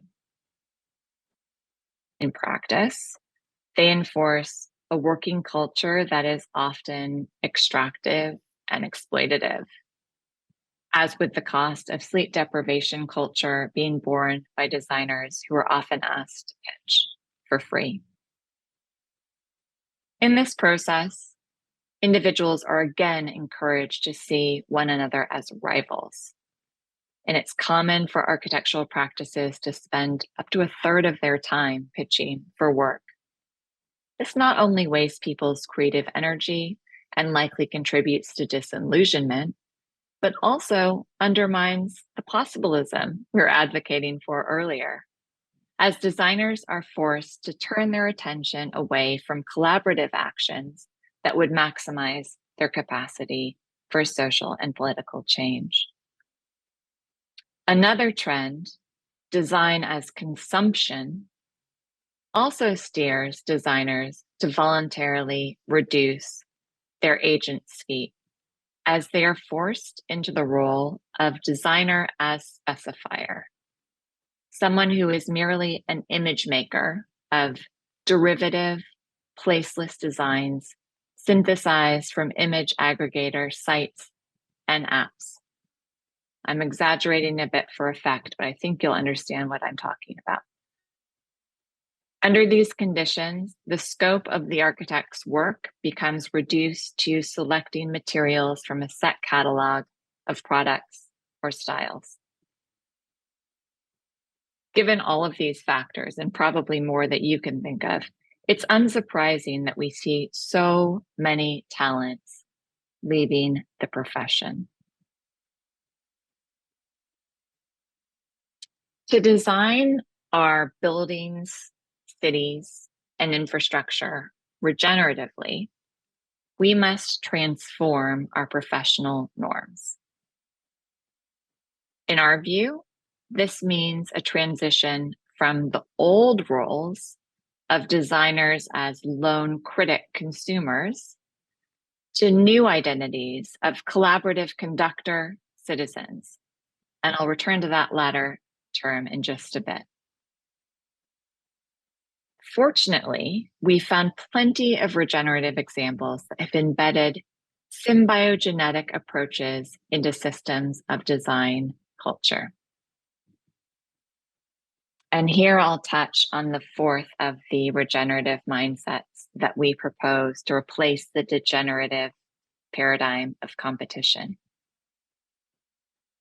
Symbiogenesis, in the words of evolutionary biologist LINA Margulis, refers to the appearance of new tissues, organs, physiologies, or other new features that result from protracted symbiotic associations.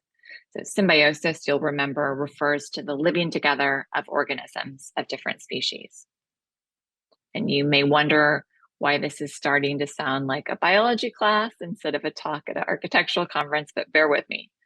So I've cited LINA Margulis because of the role that her landmark 1967 paper on endosymbiosis played in pushing back against the previous Darwinian understanding of species differentiation and competition, often referred to in shorthand as survival of the fittest. As many of you may or may not remember from your biology lessons at school, all life consists of one or two types of cells, either simpler ones without a nucleus or more complex ones with a nucleus. And Margulis's paper advanced existing theories about complex cells evolving by absorbing previously independent simple cells, which came over time to exist symbiotically as integrated parts within the more complex one. Subsequently, scientists have lauded Margulis's work as replacing an essentialist conception of individuality with systems-based inquiries that lead us in directions that transcend the self, non-self, and subject-object dichotomies that have characterized Western thought. In short, we posit symbiogenesis as a powerful paradigm to work towards, seeking not just to live together cooperatively in symbiosis, but beyond that, to become something new together through cooperative interaction. Turning back to examples from the built environment, we can already find examples of symbiogenesis at the level of practice and culture. A range of symbiogenetic practices in traditional building cultures, for example, were beautifully documented for the Philippine Pavilion at the most recent Venice Biennale of Architecture.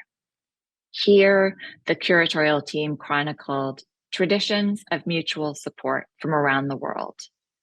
These practices, built on social relationships, reciprocity, and communal solidarity, are known respectively as Bunyanahan in the Philippines, Dugnad in Norway, Takot in Finland, Mutarao in Brazil, Gotong Royong in Indonesia, and Tekyo in Mexico. The team themselves modeled these methods in their creation of the Philippine Pavilion, co-designed with an intentional community in the Philippines, which traveled back from Venice to its place of origin for long-term community use after the exhibition closed. Their exhibition design serves as a collaborative, low-waste, and purposeful solution to the mounting scrutiny faced by such elite international architecture exhibitions over issues of their impact and relevance. An urban scale, more permanent example of symbiogenetic practices is the phenomenon of contemporary eco-villages, which have existed since the 1960s. Advocates Robert Gilman and Diane Gilman have described them as, quote, human-scale, full-featured settlements in which human activities are harmlessly integrated into the natural world in a way that is supportive of healthy human development and which can be successfully continued into the indefinite future. Many eco-villages have been characterized by a back to the land ethos, but there have also been a significant number, such as this one shown in Los Angeles, that center on urban regeneration. The core principle behind these communities has almost always been that of sharing, but the recent rise of eco-villages in urban settings presents further exciting opportunities of modeling our transition into the Symbiocene era, to use a phrase coined by Glenn Albrecht as his desired alternative to the Anthropocene era. And this is especially true given the amount of resources already embodied in existing urban structures and the extent to which we are now an urbanized species. In design culture at large, we've also found ample green shoots of regenerative alternatives. Turning back to architectural education, in an example many of you may recognize, the Rural Studio in Alabama, founded in 1993, puts students to work designing and constructing beautiful permanent homes and neighborhood facilities in service to lower income communities. At the heart of these initiatives is the aim to transform architectural school culture by involving students in their society more meaningfully than they would be able to in more speculative studio conditions. In a similar vein, for professionals, the shift away from toxic competitions as a way for studios to build their portfolios can also be found in attractive alternatives, such as the 1+ program, not depicted here, but with origins in California, this program matched design firms with nonprofit organizations in need of design support, ranging from strategic site planning through to interior design advice. As for design awards, rather than the proliferation of extractive cash cows that are really about kind of fleeting PR opportunities, we can look to more regenerative models, such as the Aga Khan Award for Architecture, established in 1977. The Aga Khan Award for Architecture is well known for its commitment to building an interdisciplinary community of practice and a growing open source body of knowledge around excellent architecture and urbanism that works in service to pluralistic communities that include Muslims. Finally, we have a wonderful example right here at LINA, where your architecture program encourages exploration and experimentation as a way for both young and seasoned professionals to cultivate your practice in alignment with policies like the Green New Deal without the need to see one another as rivals. In all of these cases, architects are given new freedoms to exercise their role as responsible and responsive citizens. Instead of being lone geniuses in competition with others, the architect's main responsibility becomes, ideally, unifying the best results of a group's efforts into a cohesive, beautiful, and impactful whole. Now, I mentioned the term conductor citizen earlier to describe the more regenerative role that we believe architects and other designers can embrace. We've already seen some examples of how we can be citizen architects, but how can we also be conductors? Michael and I were inspired to use the term by the words of Benjamin Zander, a music conductor. And Zander has spoken eloquently about those in his profession, about how those in his profession, music conductors, don't actually make a sound themselves. Conductors depend instead on their ability to make other people, the members of their orchestras, powerful. Could built environment professionals aspire to this same degree of focused cooperation? As conductor designers, we might create positive feedback loops where the maximization of our own agency will allow us to help maximize that of the many people working around us too.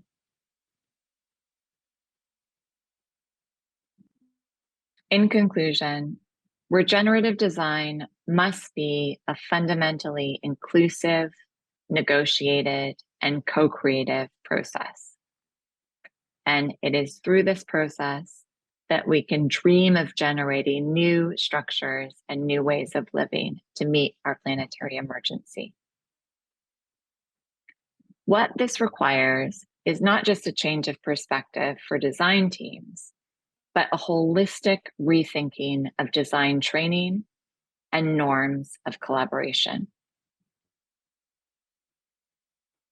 It's also not enough that we transform the way the industrialized world's buildings and cities are conceived and constructed on a technical level. For example, through carbon positive concrete or 100% recycled steel beams, as wonderful as both of those things would be. If we just did that, we would still run the risk of perpetuating the social dysfunctions that are inherent in mainstream architectural education and practice. Instead, and in complement, we must embrace the opportunity to work culturally to heal these embedded dysfunctions in order to build a regenerative global design culture together. We all have a stake in this conversation. And you, as emerging architects and as significant institutions of architectural culture across Europe, have a significant part to play, each and every one of you, in steering our society away from the path to collapse towards a flourishing ecological civilization. I'm excited for the opportunity to debate these ideas and discover others through the many conversations that we hope that the book and our accompanying podcast will engender. As I'm unfortunately not able to be with you in person this week, so we can't answer questions over lunch after this talk, please feel free, feel welcome to follow up with any questions or comments that you might have via social media, or you can reach out via Matevž and the LINA organizing team, who also have my contact details. So thanks very much, and I'm looking forward to our discussion.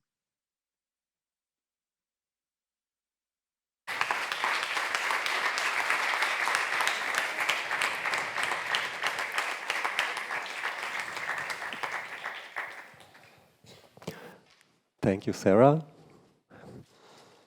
Thank you for your presentation. Are there any questions from the audience?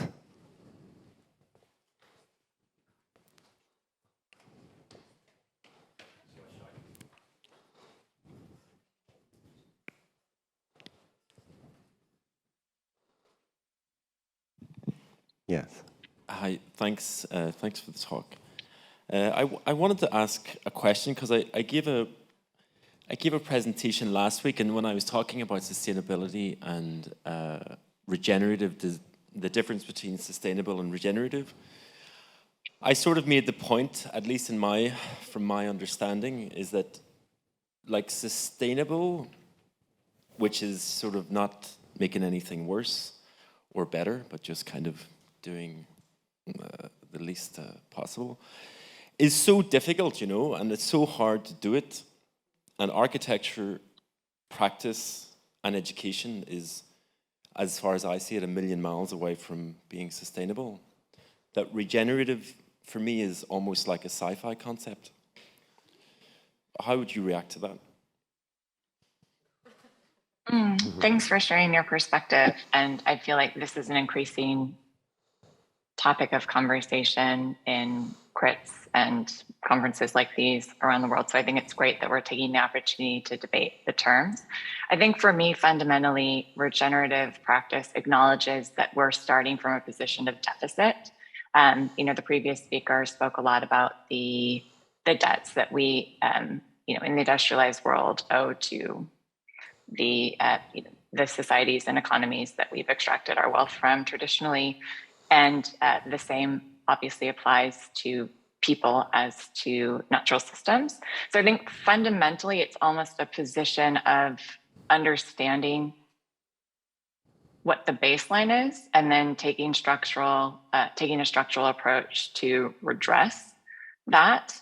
I think the problem with the main problem with sustainability for me is that it implies that if we can just keep the current system going, it'll be all right.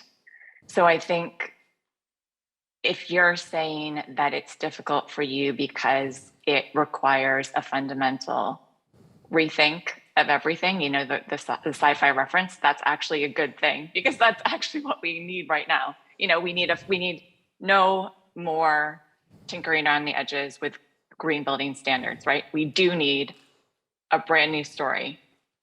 We do, or as I said earlier, we need very often it's a recovered story.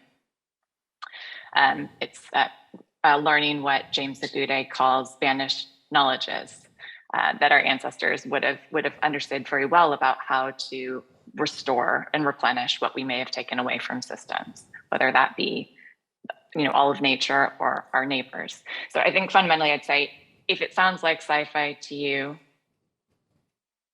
I actually think it's going in the right direction, because we need overriding new narratives.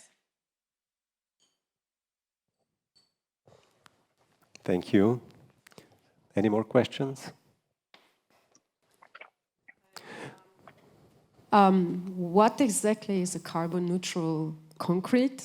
I know about the I mean, that concrete is very kind of carbon not neutral material, and there's a lot of energy that needs to be, and I know there are experiments like how to use less concrete, but also how to replace cement with other material.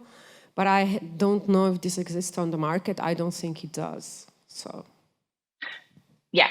And so you're right. There are a lot of people investing in many exciting new models, including, you know, we can look at so many examples of how nature makes its building blocks. So people can study marine organisms that are able to draw carbon from seawater, for example.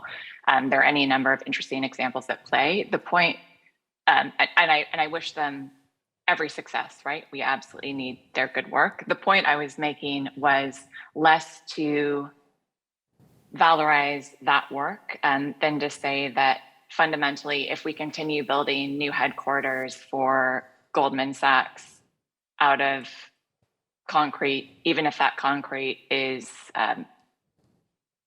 made beautifully biomimetically, modeled on you know, millions of years of evolution of sea creatures, that's still fundamentally not going to bring about the change that we need. So it's trying to encourage thinking about a broader frame for those in the room. So it could well be that for some of you, that is your driving purpose, right? It's to dedicate your time on Earth to doing that regenerative materials research.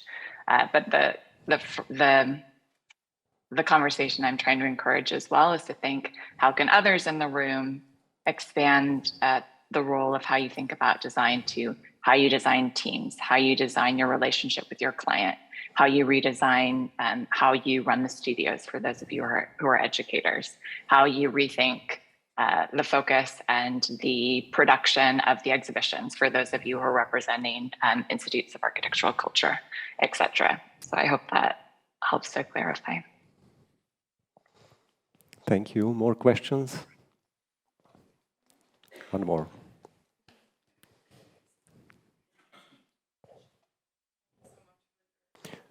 I was wondering... Please introduce yourself.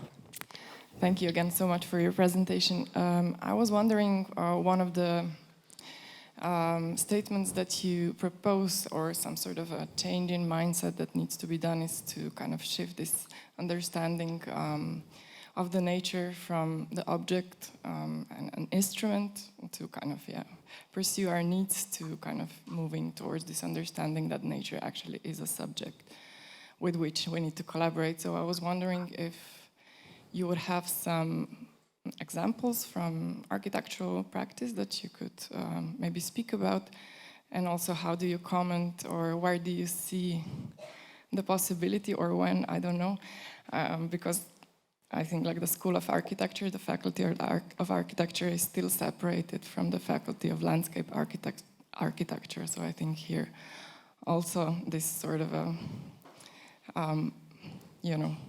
barrier is still made, and maybe this is also a way to kind of enter in this conversation in the future. Thank you so much for your question, and also sharing your perspective from where you sit.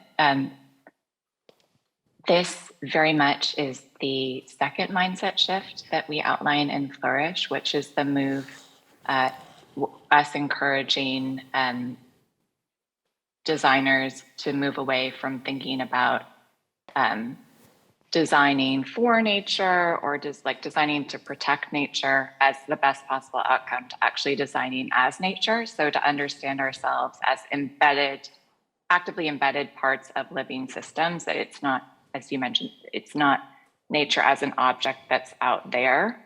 It's actually, we are just one part, albeit a quite impactful part of the larger living systems that we inhabit. And I think the some of the best examples I can offer are from materials researchers who are working collaboratively with other life forms. I'm sure you'll be familiar with examples of materials experimentation, people working with different forms of mycelium, for example. So we cite the example of Biome, who are a UK-based architectural materials firm. We're bringing some interesting products to market. And then at the scale of the building, we cite exemplar projects and studios such as Alora Hardy's beautiful practice, Ibuku, which which is based in Indonesia and builds on traditional knowledge around bamboo building techniques, but also takes it to an advanced level where they're using digital design models as well to help extend the possibilities of what can be done with bamboo, through to examples like Mass Design Group have done a number of very amazing projects in remote regions where they it's just not feasible to bring in materials, to schlep materials kilometers and kilometers to site. So that has forced a beautiful, very embedded way of working where they have to think resourcefully about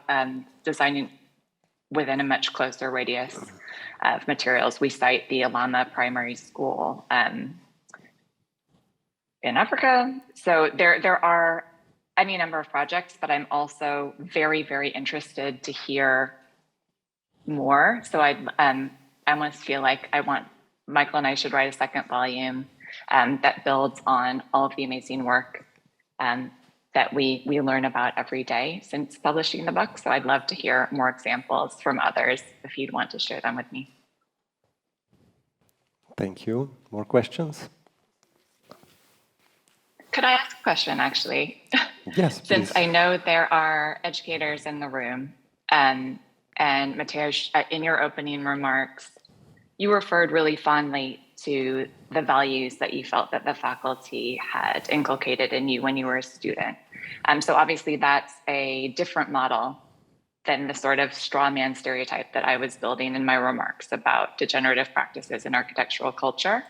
And I'd just love to hear if there's anyone who's an educator in the audience or a recent graduate in the audience who's had a really positive experience of architectural education that you feel offers a more regenerative model, so I can gain a more balanced, hopefully more balanced perspective of new possibilities. Would anyone like to answer this question? Vienna, TU. Hi, my name is Janja. I was actually, I studied one semester in Norway. I graduated here in Ljubljana, but I have this really nice experience from Norway, from Bergen. It's a really small school, and I have to say it was really like a big value was represented. There was collaboration and non-competitive environment. So there were no grades. It was just that you or pass or fail. We worked together the whole year in one group. There were no different subjects. It was one group working together on one topic, of course in different levels. But for me, this was transformative experience. Yeah, I have to say this was really, really, and also of course topics were really contemporary and yeah. That's beautiful. Thank you for sharing that, and congratulations to whoever it was who was leading your course.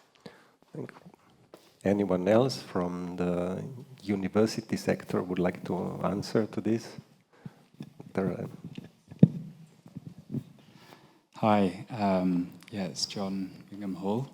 Hi, Sarah. John, hi, how are you? Hi, nice to see you. There's an interesting new master's program at Central St. Martin's, the MA Cities, which we've been, at Teatro Mundi, we've kind of co-designed part of the teaching, but it's really been led by an amazing woman called Diana Ibanez Lopez.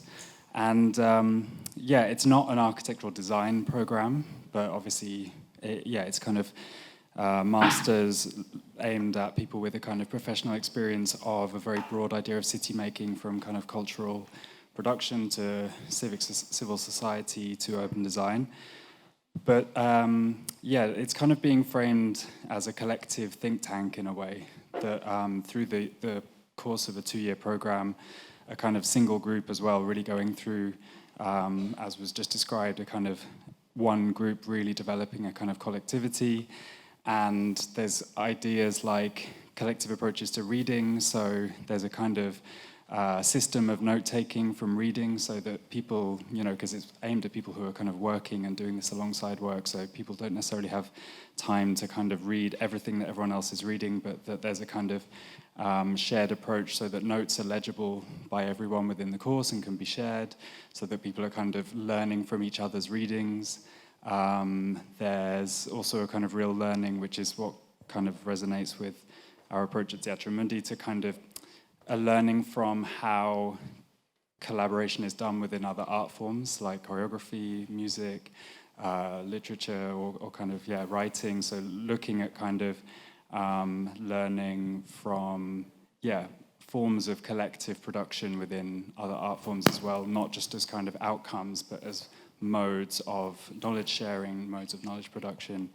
So I think that's a really nice program, which I can't take any credit for, really, and is being led by Diana, as I mentioned, but is enabling very, very, the current cohort. There's a kind of local councillor from a borough council in the UK. There's a theatre maker.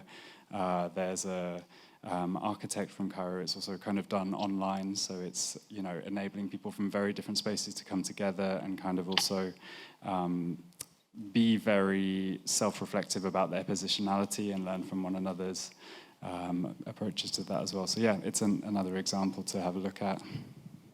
Thanks for sharing that, John. I know I'm also really inspired by the regenerative design program that Carol Collett is putting together at CSM. So I think that's definitely one area to watch. Could I just ask a follow-on question, which is, what do you know what the graduates from that program go on to do? Are they working in like traditional design firms or going on to be client side?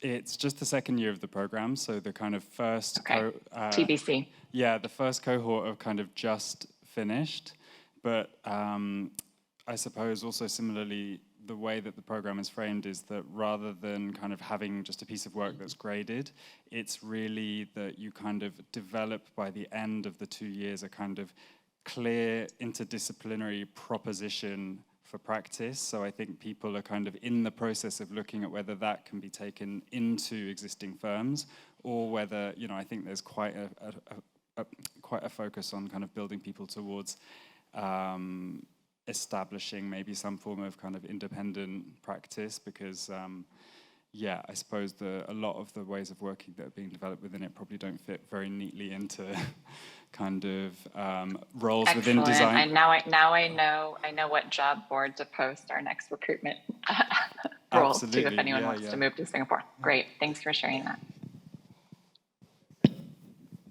There are some more questions from our online audience for you. There is someone who signed himself F, is asking, your concepts speak a lot to a kind of DIY culture. How could this collaborative approach between designers and builders be strengthened also in terms of regulations and norms?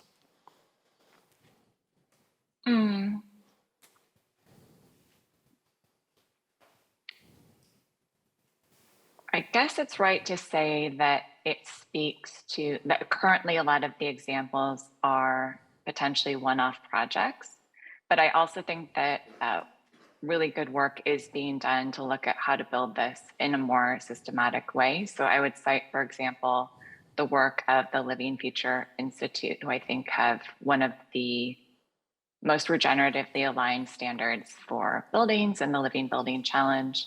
And they also have new neighborhood scale metrics that I think would align very clearly with the regenerative framework.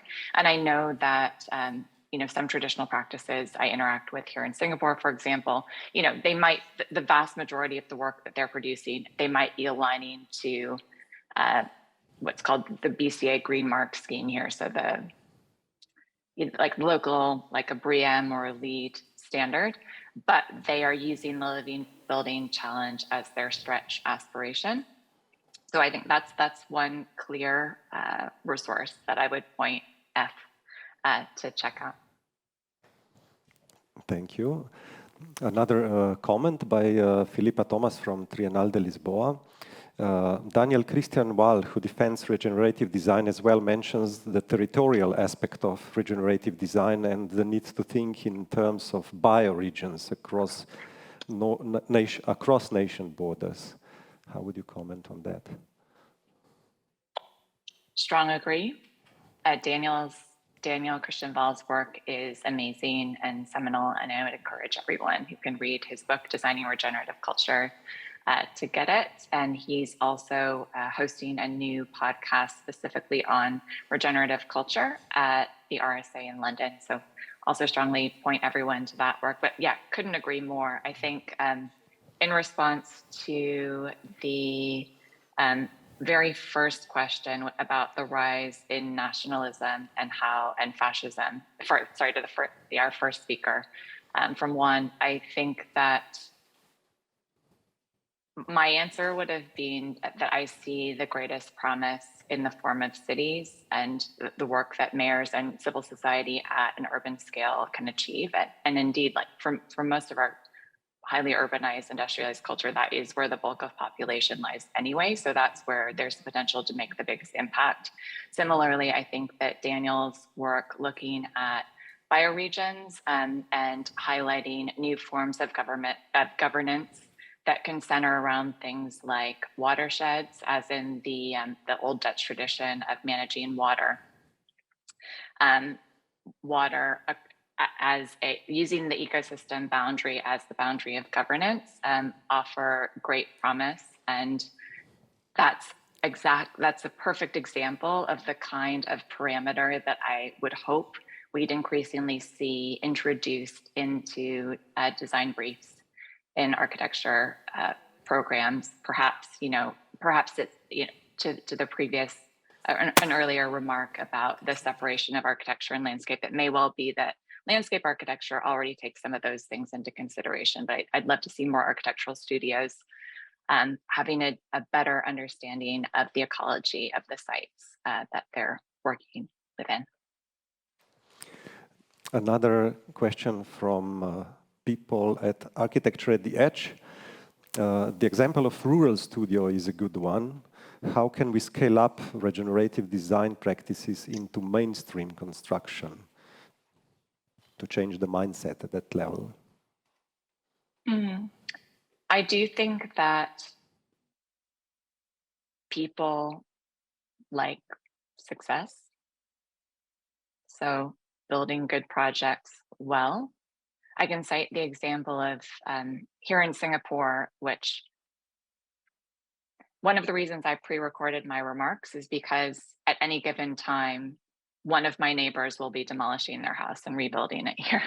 So the campaign to respect the embodied carbon in our heritage architecture still needs some doing, but a large civil society lobbying effort here was effectively supported by activists and developers from the context of the UK who'd successfully renovated rather than demolishing a large modernist estate.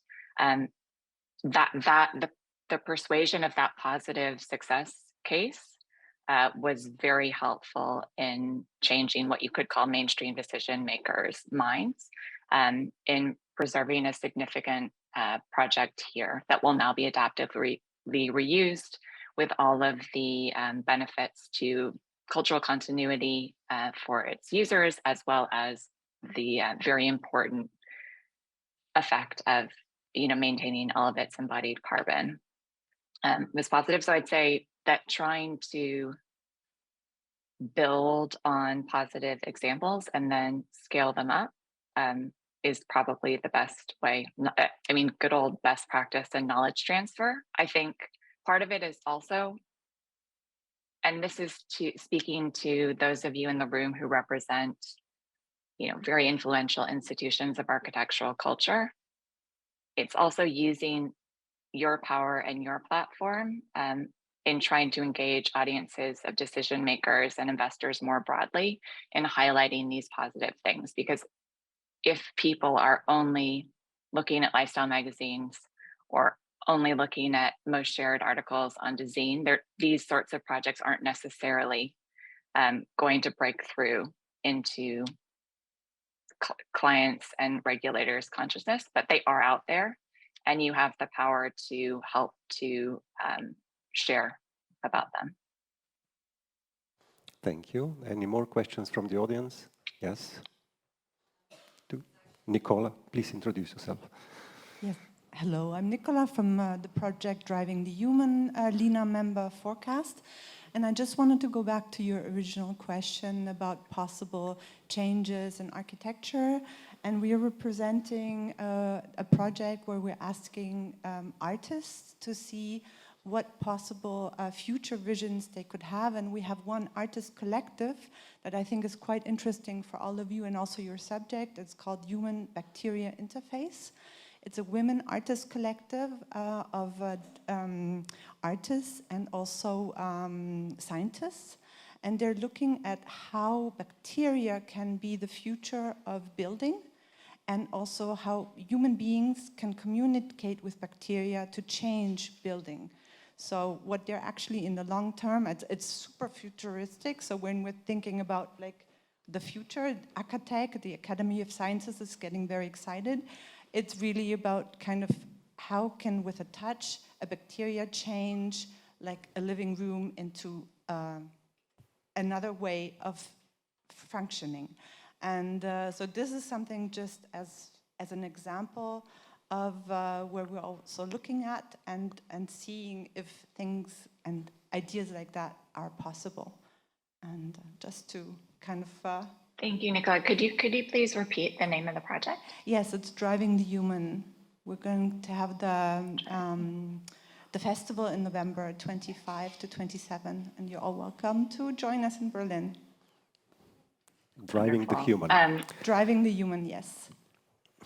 Connecting that and the earlier comment about science fiction, the best-selling fiction writer Amanda Scott runs a program that specifically focuses on what she calls through-topias, which is creating these narratives that have a very clear kind of anchor in what is possible in our current situation, but which articulates these future trajectories that take us away from the cliff edge that we seem to be driving towards. So that sounds like a perfect example of a through-topian design project. Good. There was another hand raised here in the middle of the auditorium.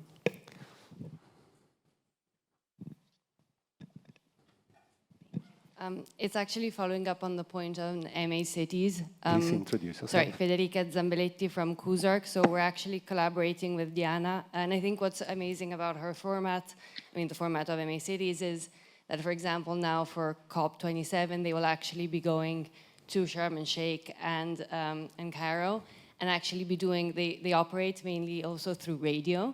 So the idea is of really broadcasting from COP, from an architecture perspective, engaging in conversations on the role that numeracy and data can play within designing architecture. So, which also brings me to the idea of, as architects, exploring diverse formats, which are not mainly maybe building buildings, but exploring conversations, using radio as a medium, and in this sense also reevaluating also the role of the architect as potentially also an agitator. I mean, there is a potential in having architects participate or at least communicate what is happening at COP rather than just always being on the outside. So I think it's a great project, and yeah. So I was thinking the same, and then it's good, I think, to also bring that work here and explore the role of the architect as agitator more than only maybe designer in this sense. Thank you.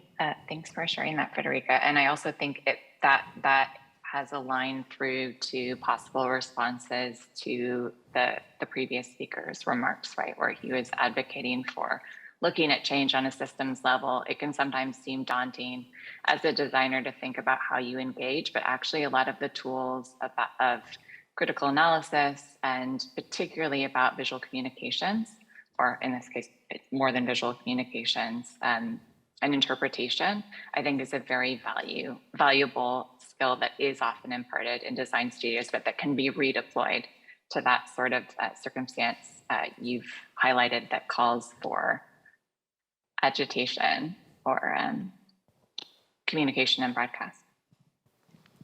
Thank you. More questions?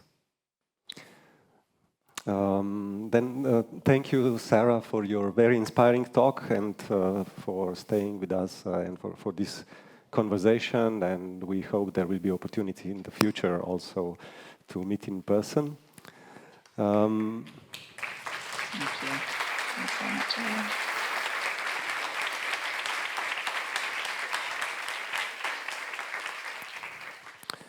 And now it is time for us all to take a break for lunch. I would like to invite you here, next room, in the space that is called Gallery.